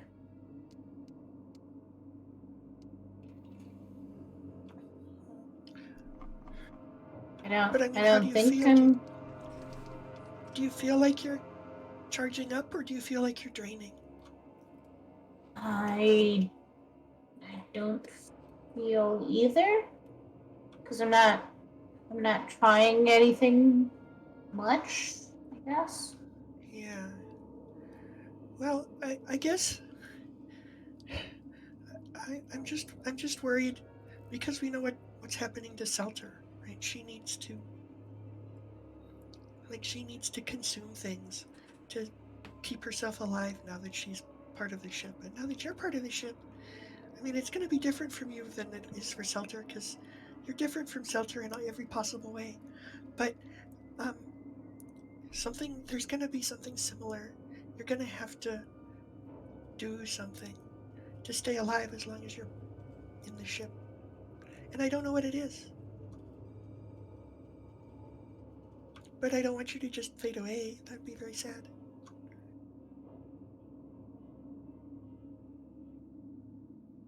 Yeah, that would not be good.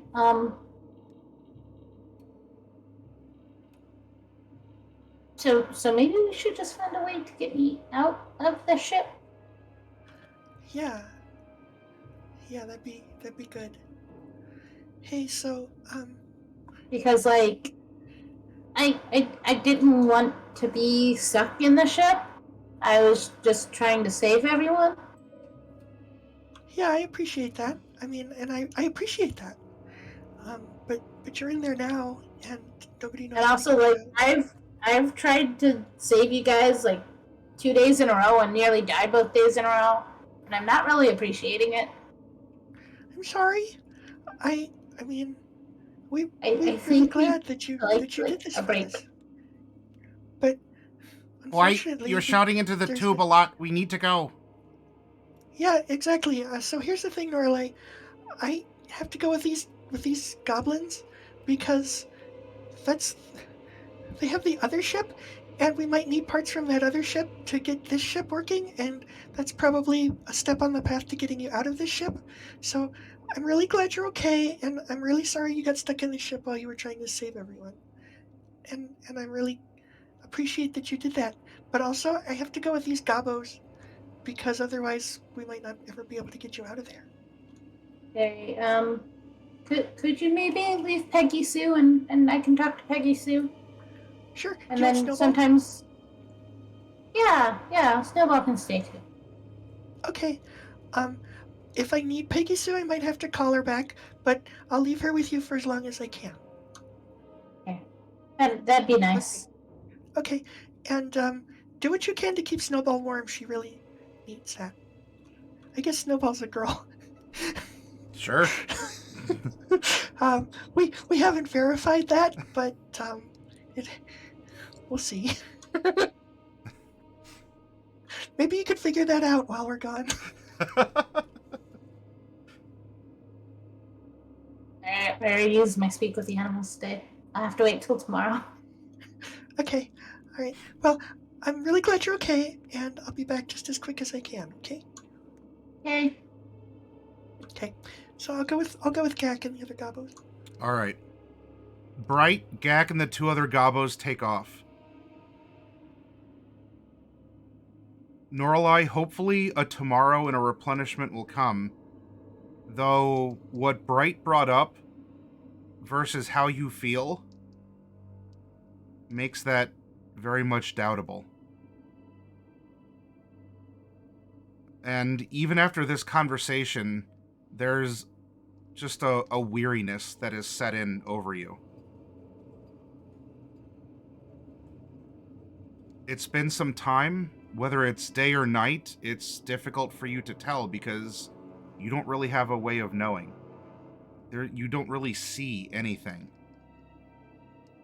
But you're learning your new senses. You're learning the feel of Snowball kind of like skittering around, sniffing out for more beetles. And at some point too, after Bright, who you did feel leave with the goblins, after they had left, somewhere in your tail, there's kind of a tingle. Not like a falling asleep, pins and needles. But there's almost like a weight on your tail. And it grows.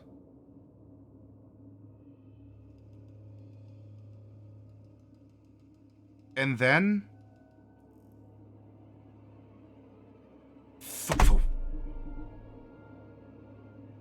you feel the presence of someone.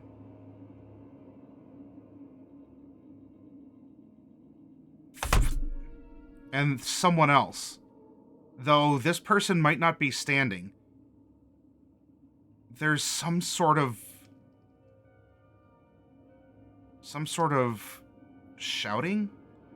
It's very difficult because there's no amplification. There's nothing necessarily here. Though I will say, because you have been getting used to your new self, go ahead and make a perception at disadvantage.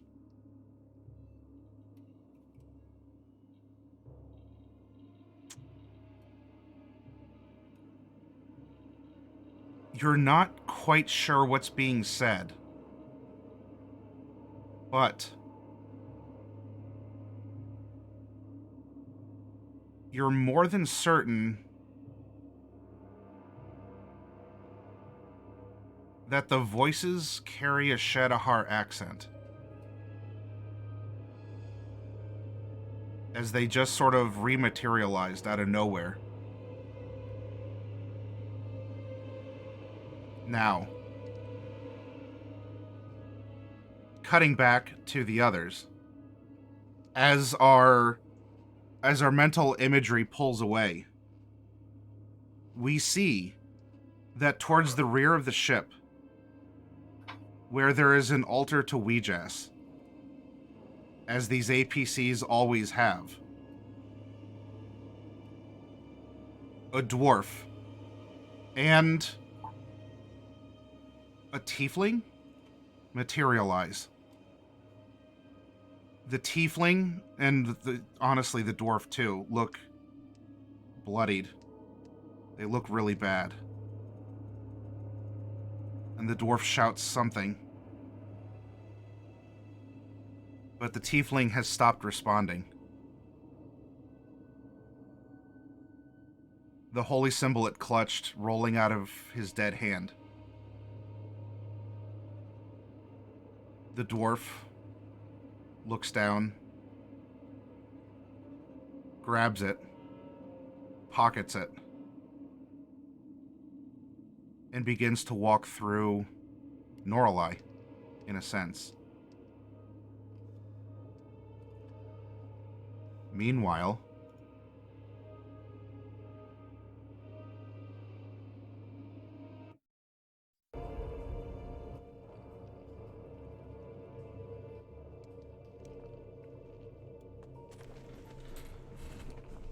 we have Loki, Celine, and Mordecai having met someone who emerged from the cave in this shattered hill.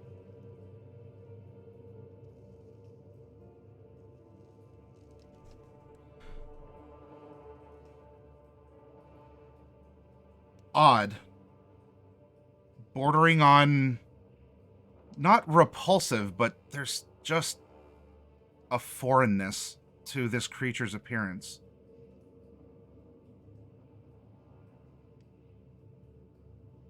But all the same, there's a universal constant that is shown to you as its lips part and it smiles at you.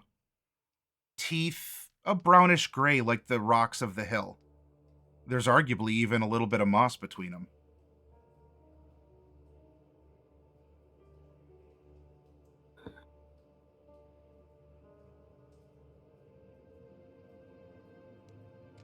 It turns and begins to walk into the cave.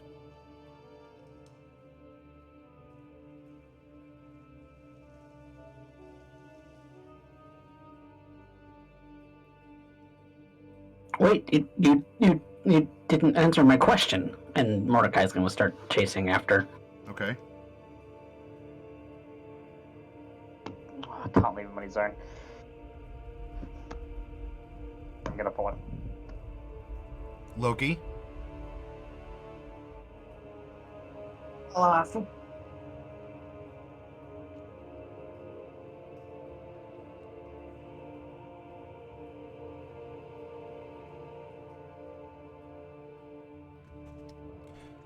As you go inside, let me... Forgot to open this up.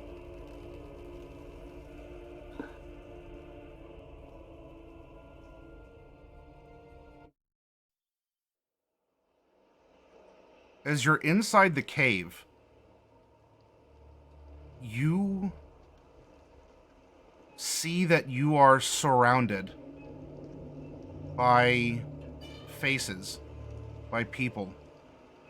And in fact, from the conversation you might have had with Loki earlier, while this is in fact a tree of faces, there's something that's not as unsettling. Whatever that was is some sort of a perversion of this. It's a twist. It's a step sideways from what Shonaruth has done with the flesh trees and the faces in them. Or at least those that have been specifically touched by its presence.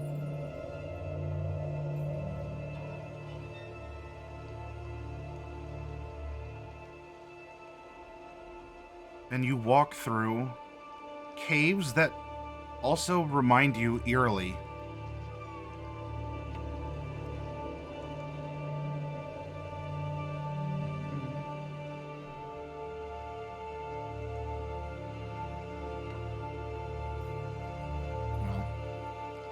of the Fey caves before. There are some crystals, dimly lit. There are faces everywhere, in the roots, in the dirt.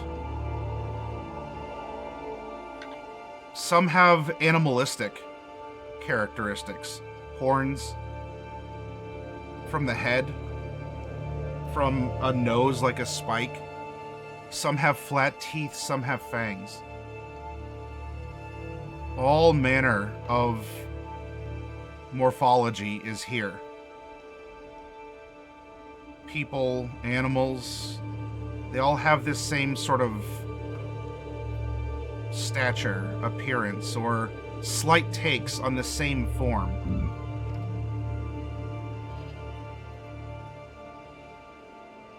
And the faces watch as you pass. And while there is an otherness, a foreignness, or something that is off, especially for you, Mordecai and Celine, there might be a tinge of fear, but overall this isn't dreadful.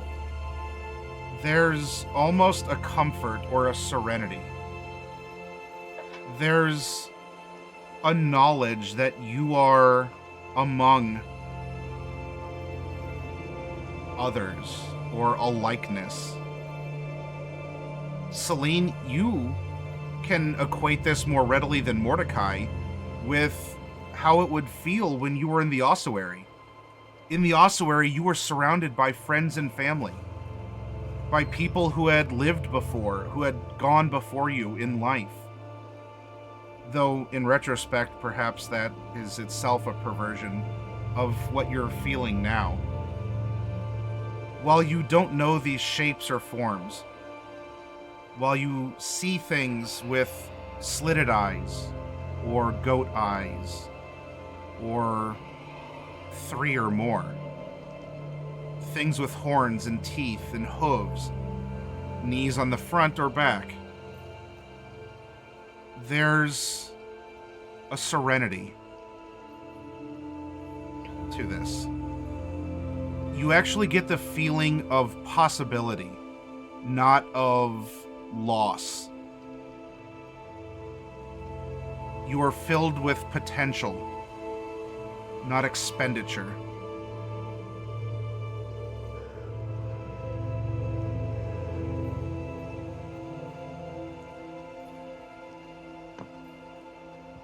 There's something haunting about it.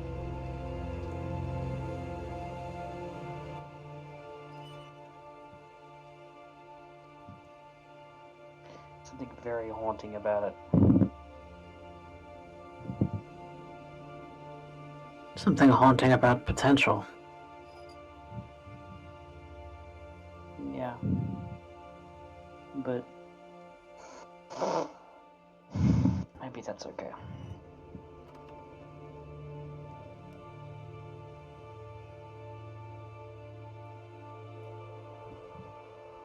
It feels almost eerily familiar.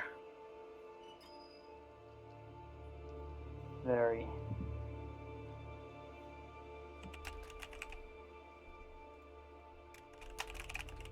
I'm gonna make sure that we're not getting left behind. As Yeah. we're kind of dawdling a little bit. But Celine, kind of like whilst keeping up, lets her eyes close and her self reach out to the things around her. See if she feels anything.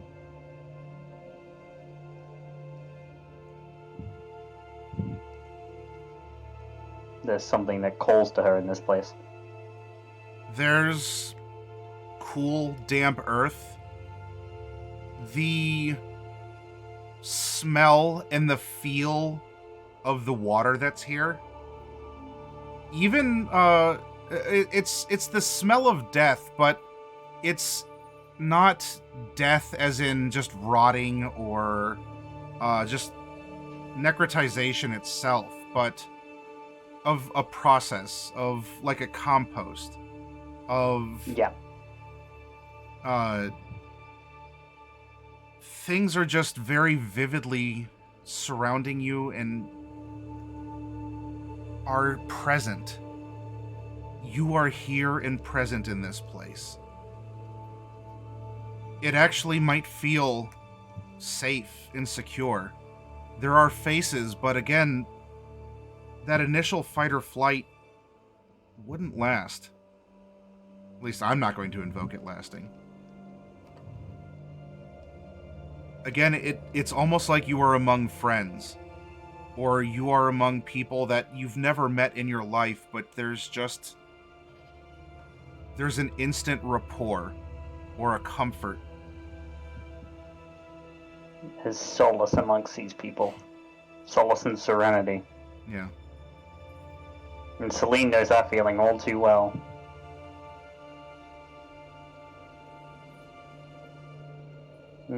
So, for the moment, she's gonna bask in it.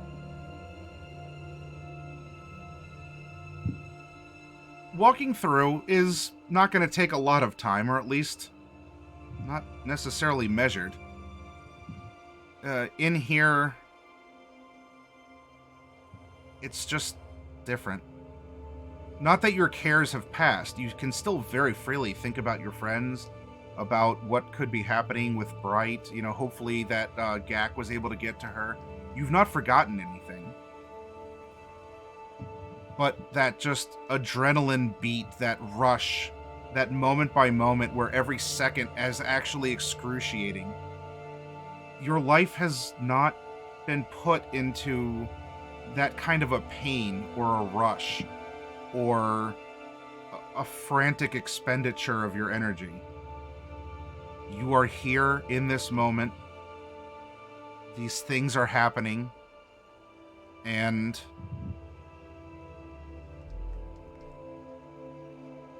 it could still be a concern, but it's not discalming. Not in any major danger. Yeah. Okay.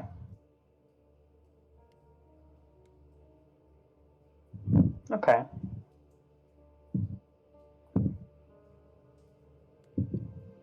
The small figure hobbles forward into an opening that was similar. Now, it wasn't as I introduced, where there's the shattered hilltop and such, but the place you're in is going to resemble the entrance. There is going to be a face of very large stone dais. That this thing kind of comically scrambles up. There's a moment where its foot slips and it almost tumbles, but it catches itself and then bloop, hops up and sits upon the stone. The place softly glows with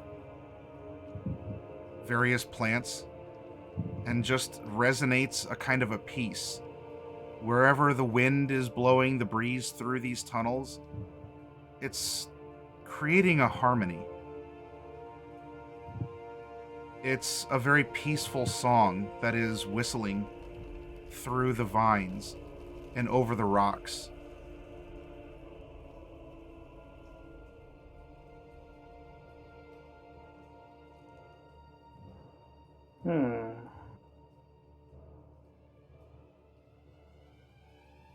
It sits and looks at the three of you and smiles. Big, toothy grin.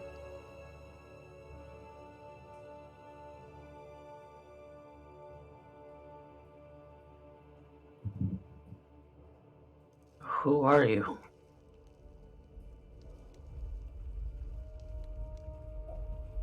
Yeah.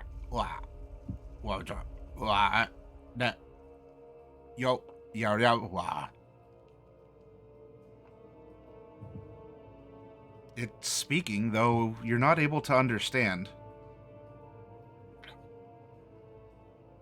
I'm going to use a 5th level spell slot, and I'm going to cast Tongues on myself.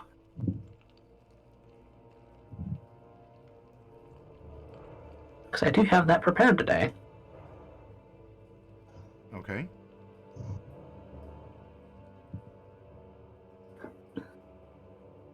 Could you repeat that?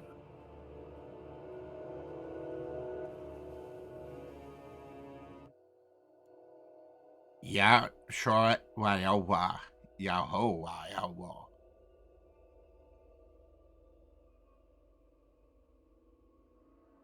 It repeated what it said.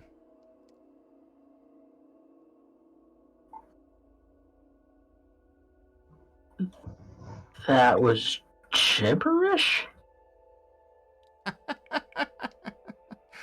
I'm screwing with ya.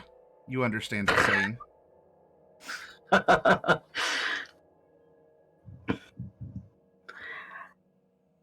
Do you know Common? Not at all. Oh. I can only understand you now because of what you just did. Yeah, that's a spell that I can cast, and I'm gonna follow up with the tongues of my own very quickly. Loki. Yeah, sure. Mordecai's gonna actually cast tongues on Loki too, using the last of his 5th level spell slots. Loki, walking through this place, by the way, I'm sorry, I was narrating for the clerics. Loki probably feels more disjointed or nervous than the two clerics do. Anyway, that said. Sorry, all of us should be able to understand each other now. It would seem so. Well. I suppose it would have to happen, but it's all right. I forgive you.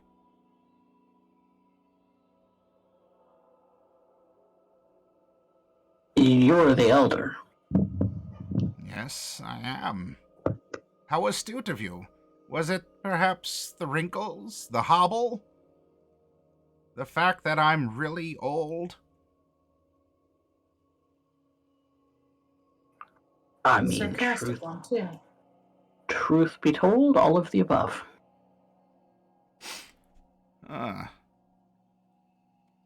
You don't like my sarcasm? Well, too bad. You're here. I never said I didn't. I just stated that you were. Don't listen to that mindful one. Enjoy your sarcasm. Thank you. Someone here has some class. The creature leans to the side and makes a rather rude wind. Ah. Well, I feel better now already.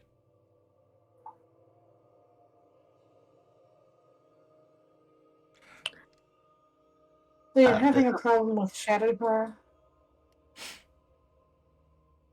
Am I having a problem with Shadowhar? Your people. My people? Who are my people? We haven't even gotten through introductions yet, Loki. He doesn't need to know our names. We're here to help. I wonder if being called old is as much as accusation as it is I can say that you're young.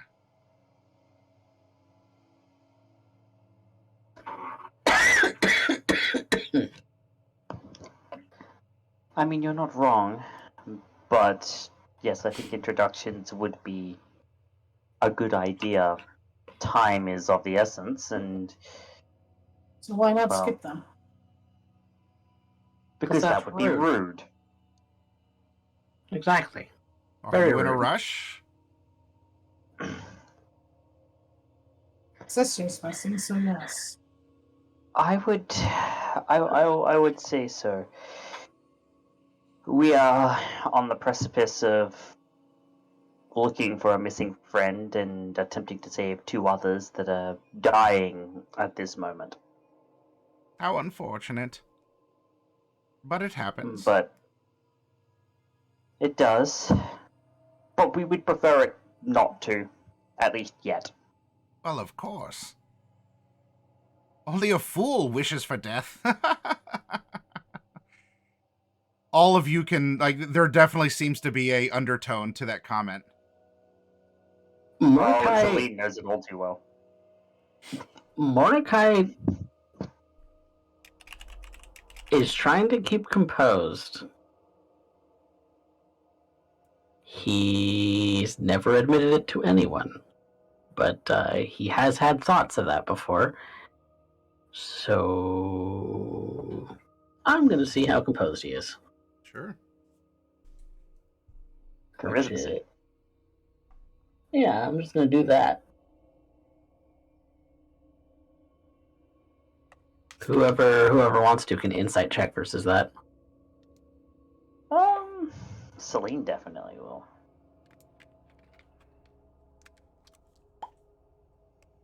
Ooh. Of course she knows. It's Celine! There's a reason why she's called the High Priestess of Lies. Because not only is she very adept at lying, she's very good at seeing through them too. Mm-hmm. Does Loki want to? What? Does Loki want to insight check Mordecai? Insight. Sure.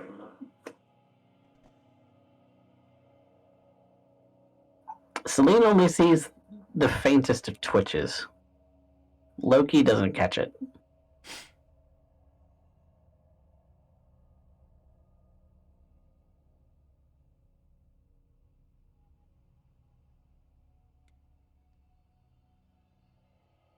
Anyway, you are not here, I believe, for any sort of direct harm, although I could justifiably be upset at what you've done.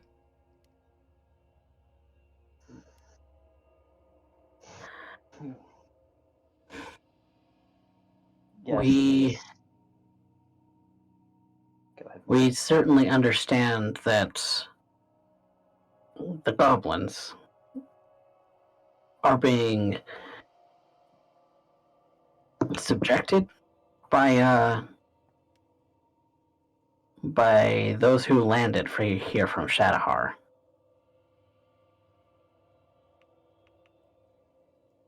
In the Wild Cherry.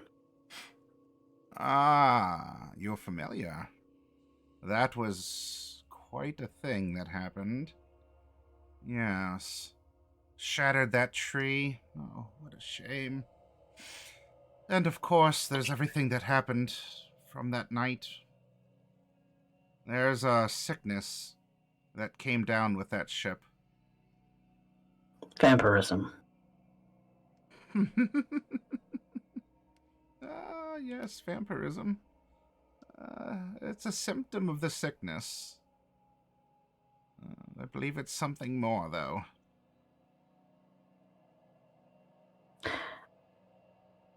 Strange vampires. Suffused with old magic. Ah. I cannot fault you for thinking that's old. Yes, old magic then. Old magic, if that helps. Something that happened. It was terrible. I was here minding my own business like I always have, and, well, terrible. Fiery streak right out of the nighttime sky. 2, in fact. One of which you had to walk through to get here to this broken place. The other lies beyond. Beyond. Yeah, not here. Beyond. What are you, dumb? I'm a little bit of a dunce, yes. This is Celine. Celine does chuckle at that. I think I know the sickness to which you refer.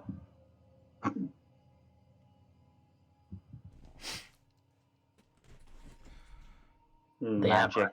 A magic born on the symbols of skulls being a symptom of something much greater. A mental sickness, a sickness of the mind. In a sense, I've not exactly had the highest opinion of the Shadowhar or even the dwarves, for as long as I've known them. But no, it's... What you're saying is very fanciful and I'm sure carries symbolism, but no, it's... Something terrible was in that thing. And now it's become our problem. It was a tough enough life already. Well, to put it in a perspective you would understand. As no doubt you pity us for being small, potato-like things. I've seen that look. So what I was looking for. No. Yeah. I don't pity you for your circumstance.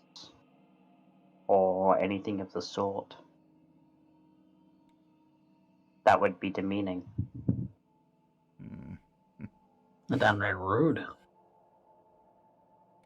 Ah, well, yes. I'm sorry, then, if we're worried about decorum. Let's a very loud belch out during this conversation. Not at all. But decorum and tact are two different things. I don't believe you have to worry about tact here. But you don't know what you've done, do you? As you're carrying on, like in this moment, like the way that he said this is interrupting the current point, because you're talking about politeness and tact, and he's looking at you with an accusatory glare. I can't say that we know the full ramifications of what we not know. We've done a lot of things. It is actually an illness of the mind. I guess you weren't too far from the fact. What is it with you two? You two, I have a feeling about. You. What's your name? Pointing to Loki. Loki. You're kind of weird. Well, not you. Not you. There's an otherness about you, though, that's... Well, one of these things is not like the other, and he makes a vague gesture at the other two. What an odd bunch. Well, the Chroma Company. That's great. What, am I supposed to know this? Here to spread fanfare. You've spread illness is what you've done. What do you mean? Oh, well, you've used your magic on me and condemned me to an actual death. Besides that, from what I understand, there was a bit of an incident inside the ship that is going to bring about something rather nasty.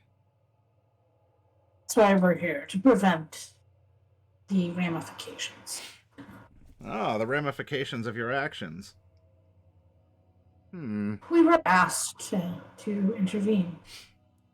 You chose to take up that request, and you chose to act the way that you did. I'm not here to say that you're bad. If you don't want our help, we can leave. You can. There's the door. I'm sorry, there's not even a door there. It's just a tunnel. Outside. What's that?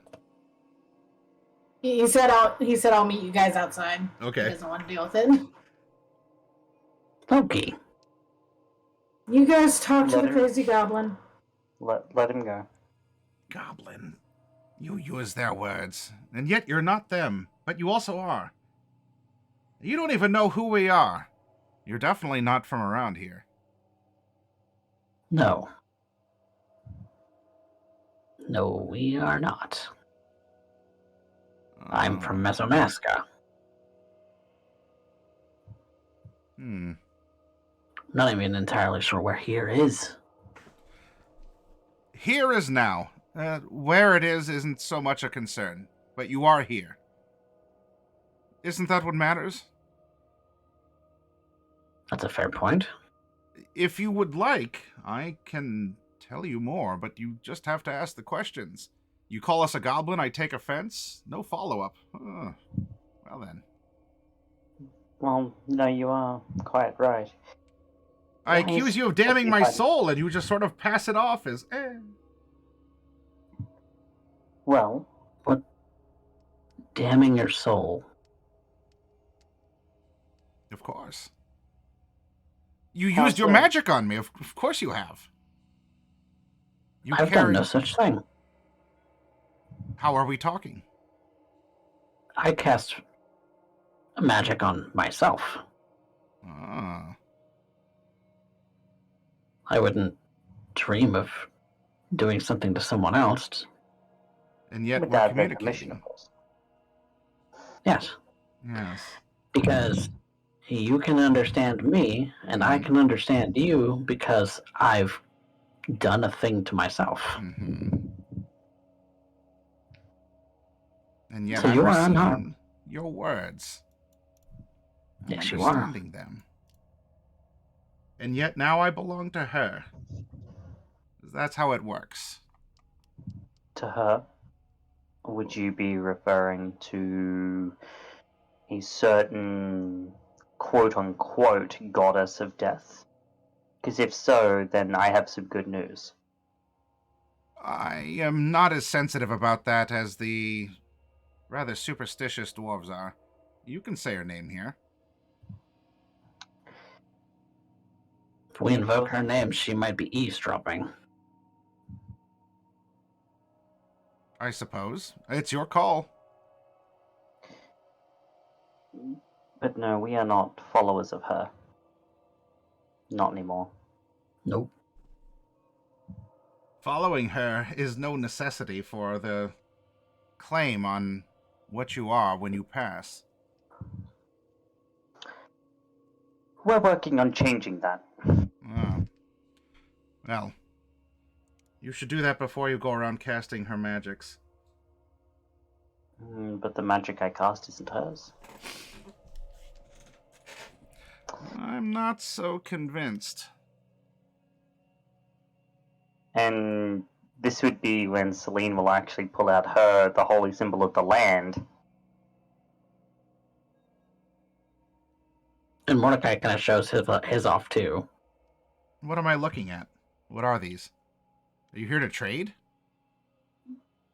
No, these are symbols of the very land beneath our feet.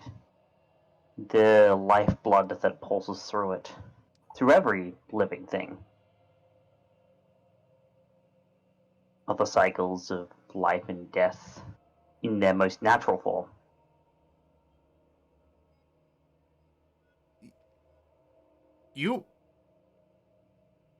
If that's what you believe, the land itself makes a sweeping gesture to the dirt floor that you're standing on. It's right there. I don't know what that trinket's supposed to do. Consider it a focus. A sort of way to channel things. You're trying. Channel magic. You're trying. Lands bless you, you're trying. Way more than the others. Than the others? Oh, well, of course. The dwarves have no such interest in these kinds of understandings, and those from Shadowhar, of course, are completely alienating in their own sense of belief and icons and such. No. You're at some weird middle ground, something. You're trying to figure it out. You've tried more than they have, but one day you'll actually see. It's probably not going to be today.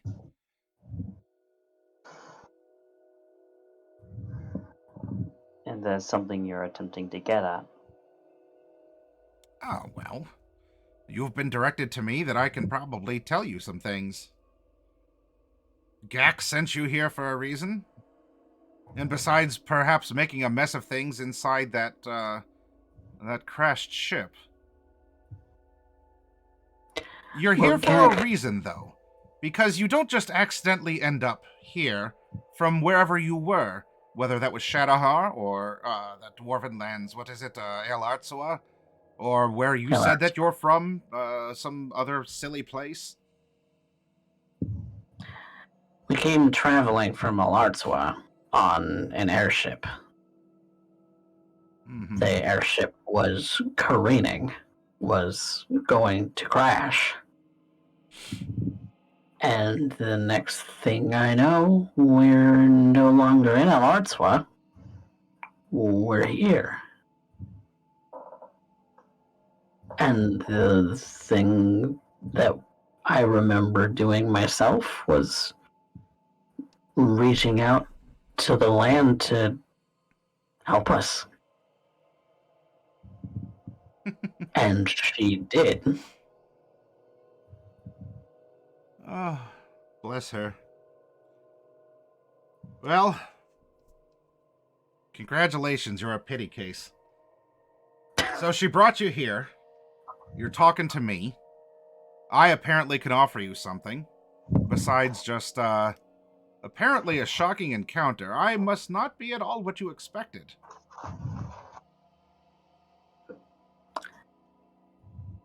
No, not at all. You would be right. But then life isn't what we expect. Oh, she speaks some sense. Yes, very good. I don't know who told you that, or if you came up with it yourself. But you might actually be onto something. And he claps.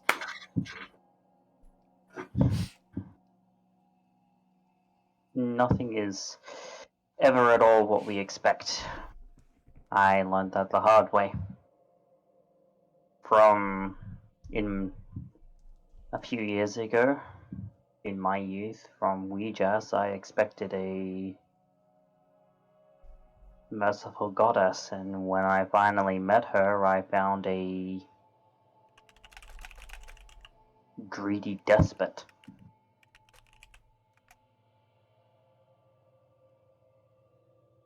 Uncaring. Like she had no life to her. No joy, no sorrow, no sadness, no anger, no passion. Nothing. A husk. Staring at emptiness.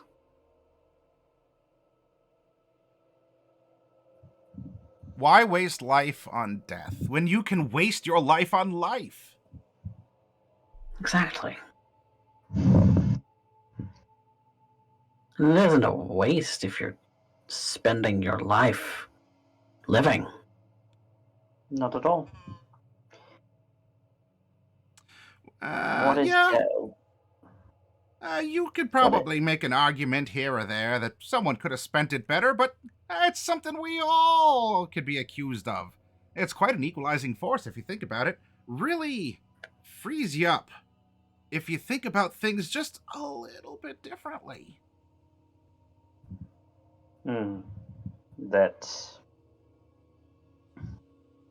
I've gone through multiple forms of walking death. That I don't want to do it anymore. I mean, one could say technically I still am. But death is the thing that greets you at the end of a life. It's not all there is. Not all there is at all. And even afterwards, that's still not everything. It's But not indeed. All this talk of life and death, that's so elementary. Everyone lives and everyone dies in various ways. And how hard they want to cling on to both, well, that's their own journey.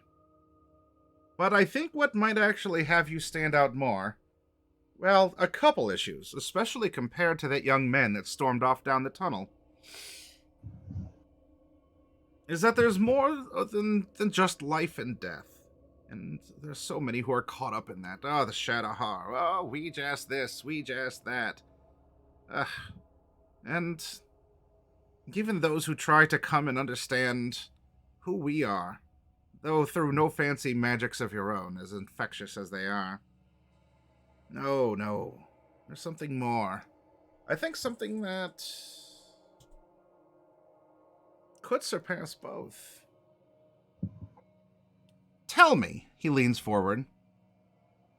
Are you two in love?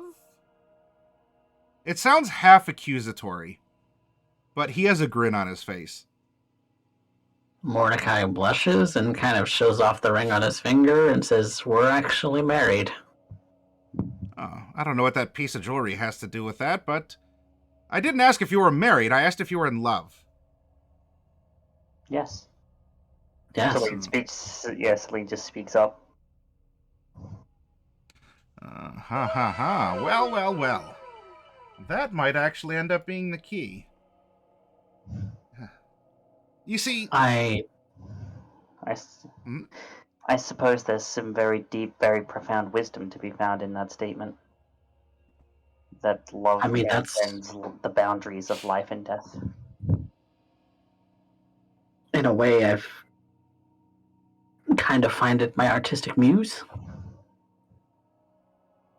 Well, then I think it's there that you're onto something more than just your pageantry of skulls or not skulls, or the trinkets that you dangle in front of me to apparently show an allegiance to something that's so obviously around you. It suffuses you. You're upon it. Declaring where you're from instead of just simply saying that you're here. Like you need to qualify your existence or something like that. No, my friends. Life is the flower of which love is the honey. And maybe that's what is making you two more resonant, something more special.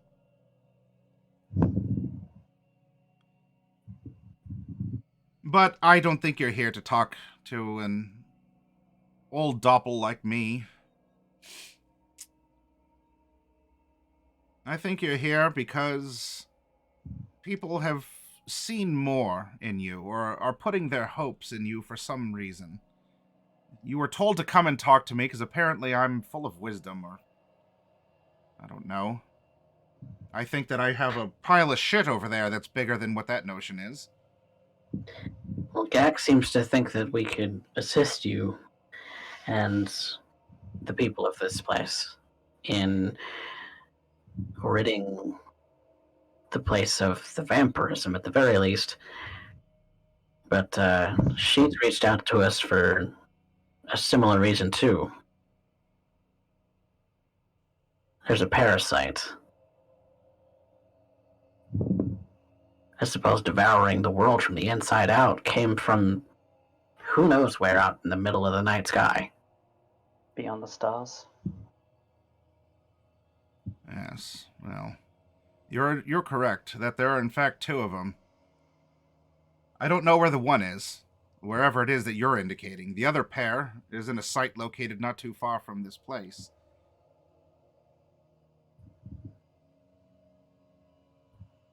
That was a joke. You're allowed to laugh.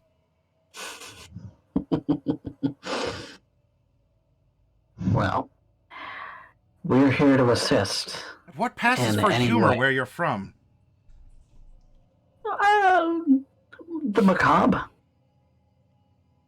I understand. The world is in a very bad place. I've experienced the winters the same as everyone else. Don't get me wrong. But if you can't stand here and laugh, if you can't enjoy a joke, then I don't know if I can literally help joke you. about death. I think you came to me Lots for of people. wisdom, but if you can't open up, if you can't laugh, if you can't try and find humor in the small moments that you have, how are you supposed to take care of the big stuff? How are you supposed to march over to the other village and excise that wound that festers there? Yeah, that is what Gak called it. You're exactly right. There's no point in saving lives if you can't save your own. Now then, I'm going to let you in on a little secret because it's just you and me here. The other doppels are, well, we're an impressionable people. You can arguably say that I'm the most impressionable. Look at me. Do you see? I'm different than even they are. And I don't think it's just simply because I live here. No, I think there is something about you that is different, in a good way. Ah.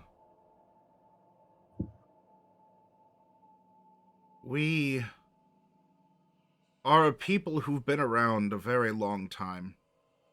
We don't have markers or calendars or the things that the others do. But we know that we've been here. We've been here since the beginning. At least that's what our stories tell us, and, well, if you don't believe the stories, I don't know what else to tell you. You don't have to. I love a good story. Oh. Well, that was the story. We've been around for a while. So thank you for paying attention.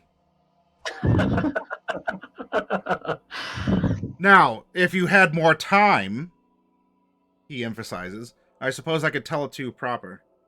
But no. There's a time and a place. I've come to accept some things that many others, even other doppels, haven't. Whether they're capable of knowing or not, or it's just by luck or happenstance that I'm the one who is in the right place at the right time to receive the wisdom of being able to laugh at oneself.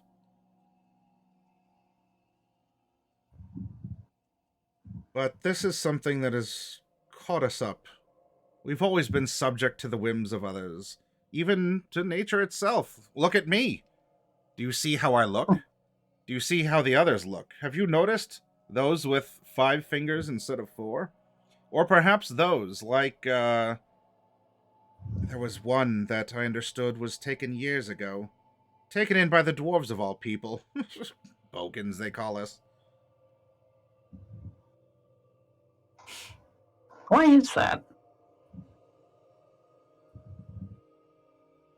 They can't pronounce doppel or anything like that.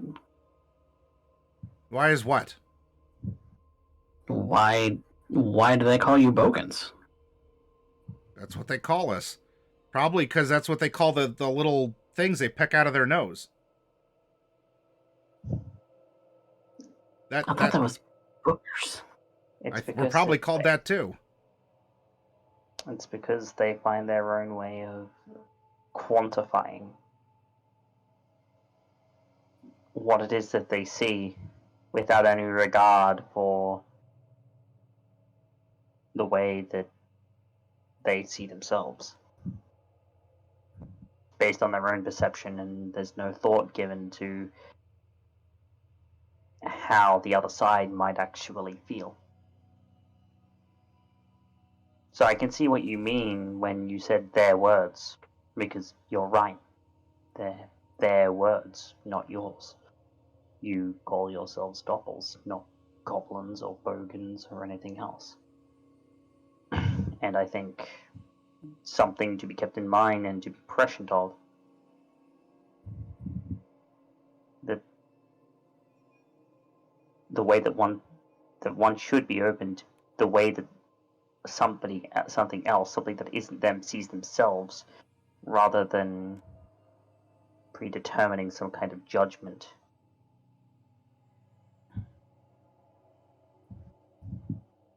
Because, well, you might be surprised. And, well, if we relate it back to our own experiences, Mordecai, we were surprised. Were we not?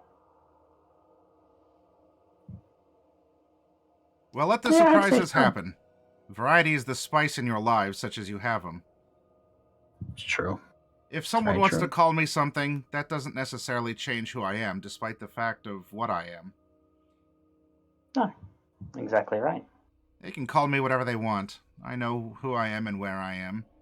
I know that you're here standing before me, and that I am going to be telling you some things that might be a little uncomfortable. So. Very likely. But considering the ruckus that was brought up in the ship, you're going to have to take care of that. Or not. You don't have to. I am in no position of leadership or lordship over you to say otherwise. But the others have seemingly impressed upon you for your show of might and willing to push back, which honestly is the downfall of the doppels. Always seemingly at the whims of others. But if the leader of the Fallen, the Landed, I believe is what they're called, there's going to be a reprisal. Their words, not mine. Anyway. And if there's not a report back, then odds are there's going to be something really bad happening, because those who live in the infection treat the other doppels like cattle. And not even the kind that you want to pet or ride or just lounge about or, I don't know, interact with in other ways.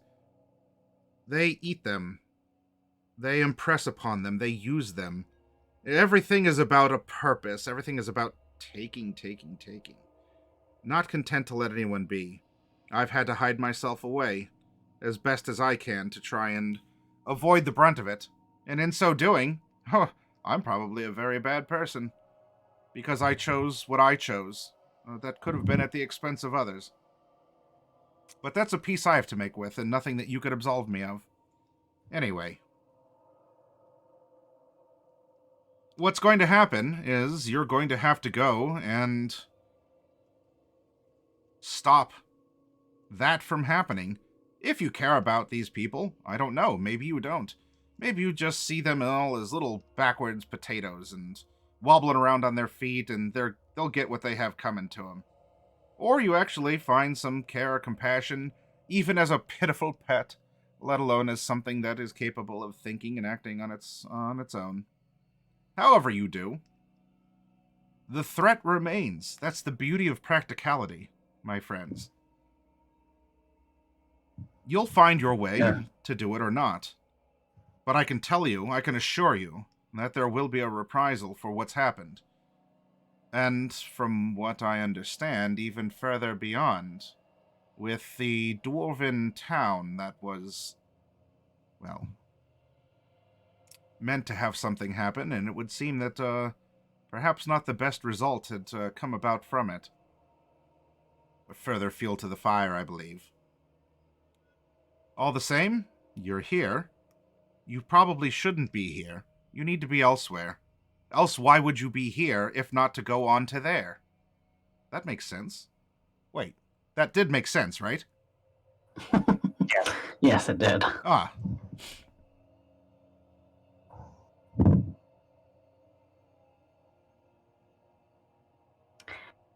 We, I suppose, are here to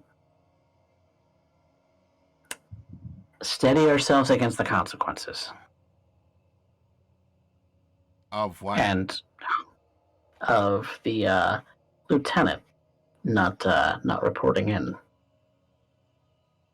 And to make sure that you don't get caught in the crossfire. Pfft. Why do you care about me? I don't owe you anything. I care about people.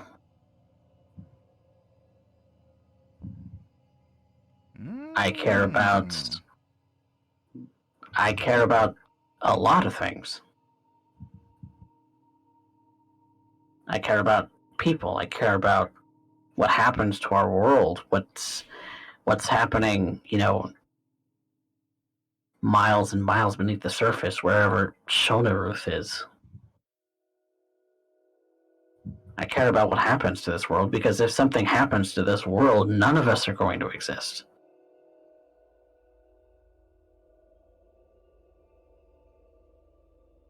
Most importantly, the people that I care about.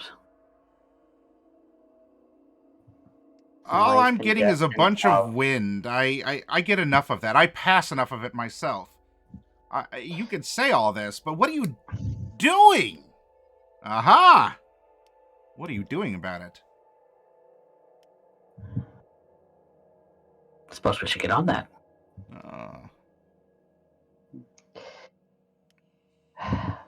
Gathering strength. Gathering wisdom. Gathering... allies. The thoughts... Well, allies, but... The thoughts and... feelings of those to which this matters most.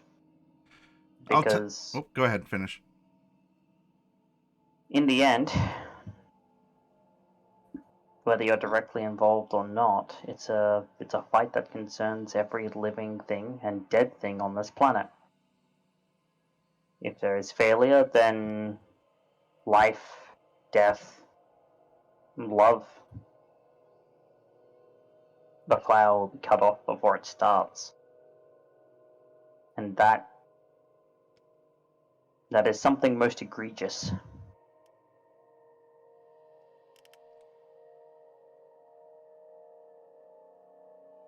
If that is what you tell yourself to remind yourself of things, then yes, continue.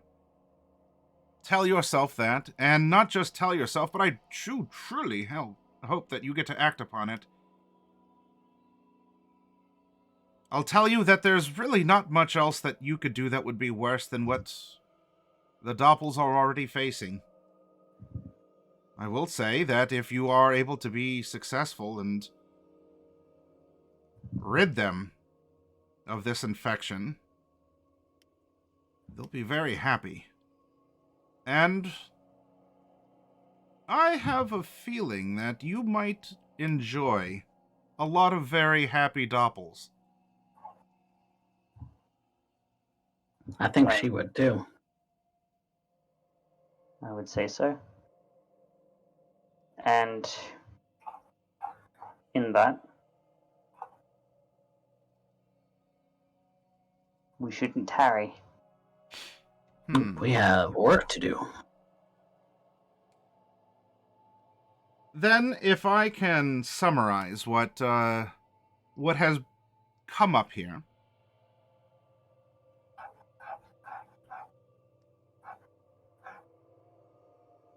Love decreases when it stops increasing.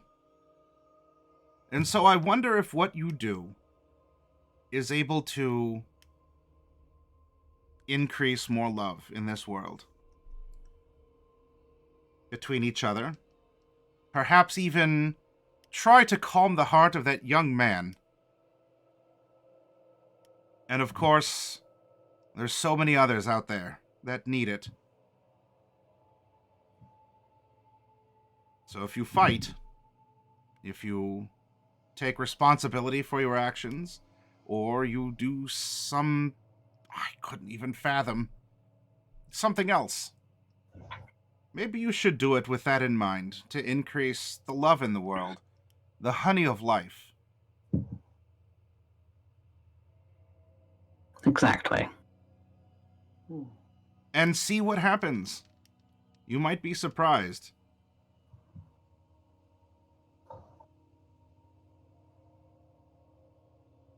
Now, I have to wonder, before you leave,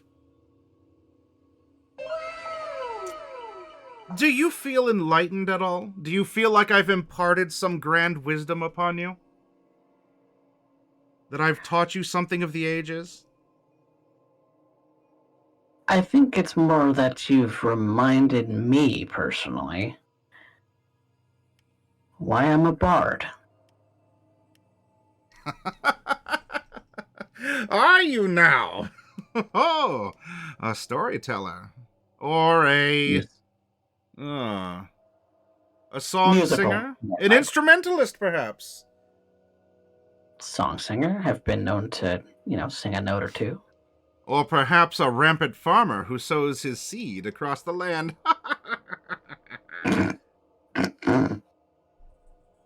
Telling your chuckles at that. If you want to call it that, I guess. You would be amazed at the things that a good song can do. That a little glimmer of joy. What inspiration can strike those who are inspired. Not just by words, but also by deeds. Whether the deed is playing an instrument, singing a song, or possibly marching a few miles away into a death trap. I haven't done it. But if you're willing to, well, for as old and wizened as I am, and I assure you I am both old and wizened, that would mean a lot more to more people than some old crotchety creature living in a cave in a hill. For all the good and the wisdom that I've been blessed by the land, what has it done? Well, it's given me a few good laughs. And apparently it might even help set you on your way. Then what are you going to do about it?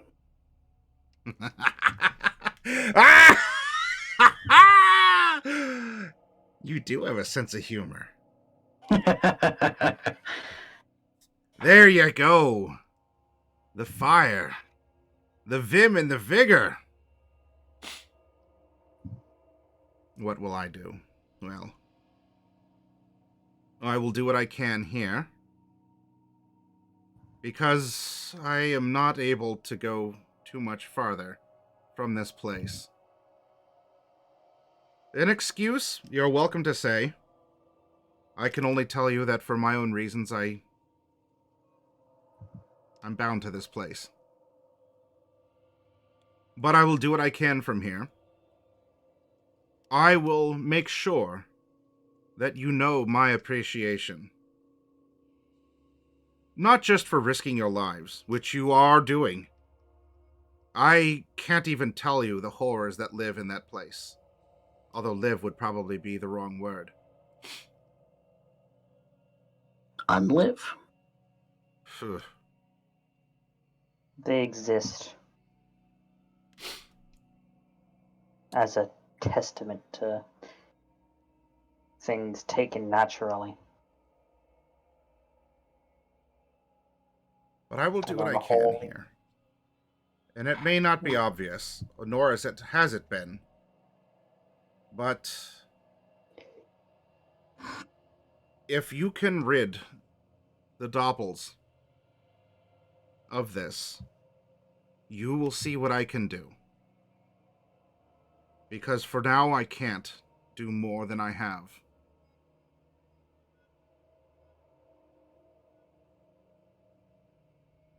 You're just gonna have to believe me. I don't doubt you. Oh, well, you're a fool then. Maybe I am. But I'm a fool on a mission. And he turns to, leave the premises. I like you! You chose a good one. Make sure to treat him right after this, if you live. I'll make sure to. But for the record,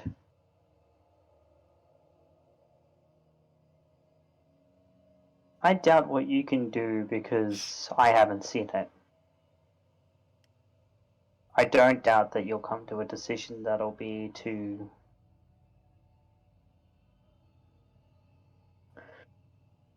no, I won't even say that. No, I don't doubt that you won't make a decision that's all in all very interesting to see the results of. Variety being the spice of life and all that. Well, you show me yours and I'll show you mine. Now go. Get out of here. You don't have a lot of time. Honestly, as haggard as you look. Good luck. I truly hope that you don't die in this journey. Fool's errand, whatever you want to call it.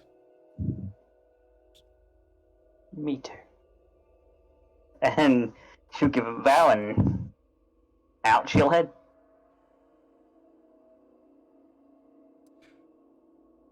All right. What we'll do is let's take a quick break. If y'all need to get up and use the restroom or something. Because then when we come back, we are going to have Bright will have been led forward, and we'll be encountering Loki. And then Mordecai and Celine will catch up, and we will have the four of you together to talk and possibly press on, as well as have a little dip back to the ship and what is going on with the what's going on between the dwarf and Norallie. But everyone out there, enjoy the break screen. It's another custom composed piece. Macabre Derek did the art for it. It's beautiful, and every time you look at it, I promise you're going to find something new. If you want to see what has happened in this world, what is currently happening, or what will come to pass, there are clues aplenty for you there. But give us at least 5 minutes to get up and do what we got to do, and we'll come back. We'll filter back, and whoever's here, we'll start with them, and we'll bring the party back together. And it sounds like they have somewhere to go and something to do. Thank you, everyone who came in for the raid as well. We'll be back in a little bit.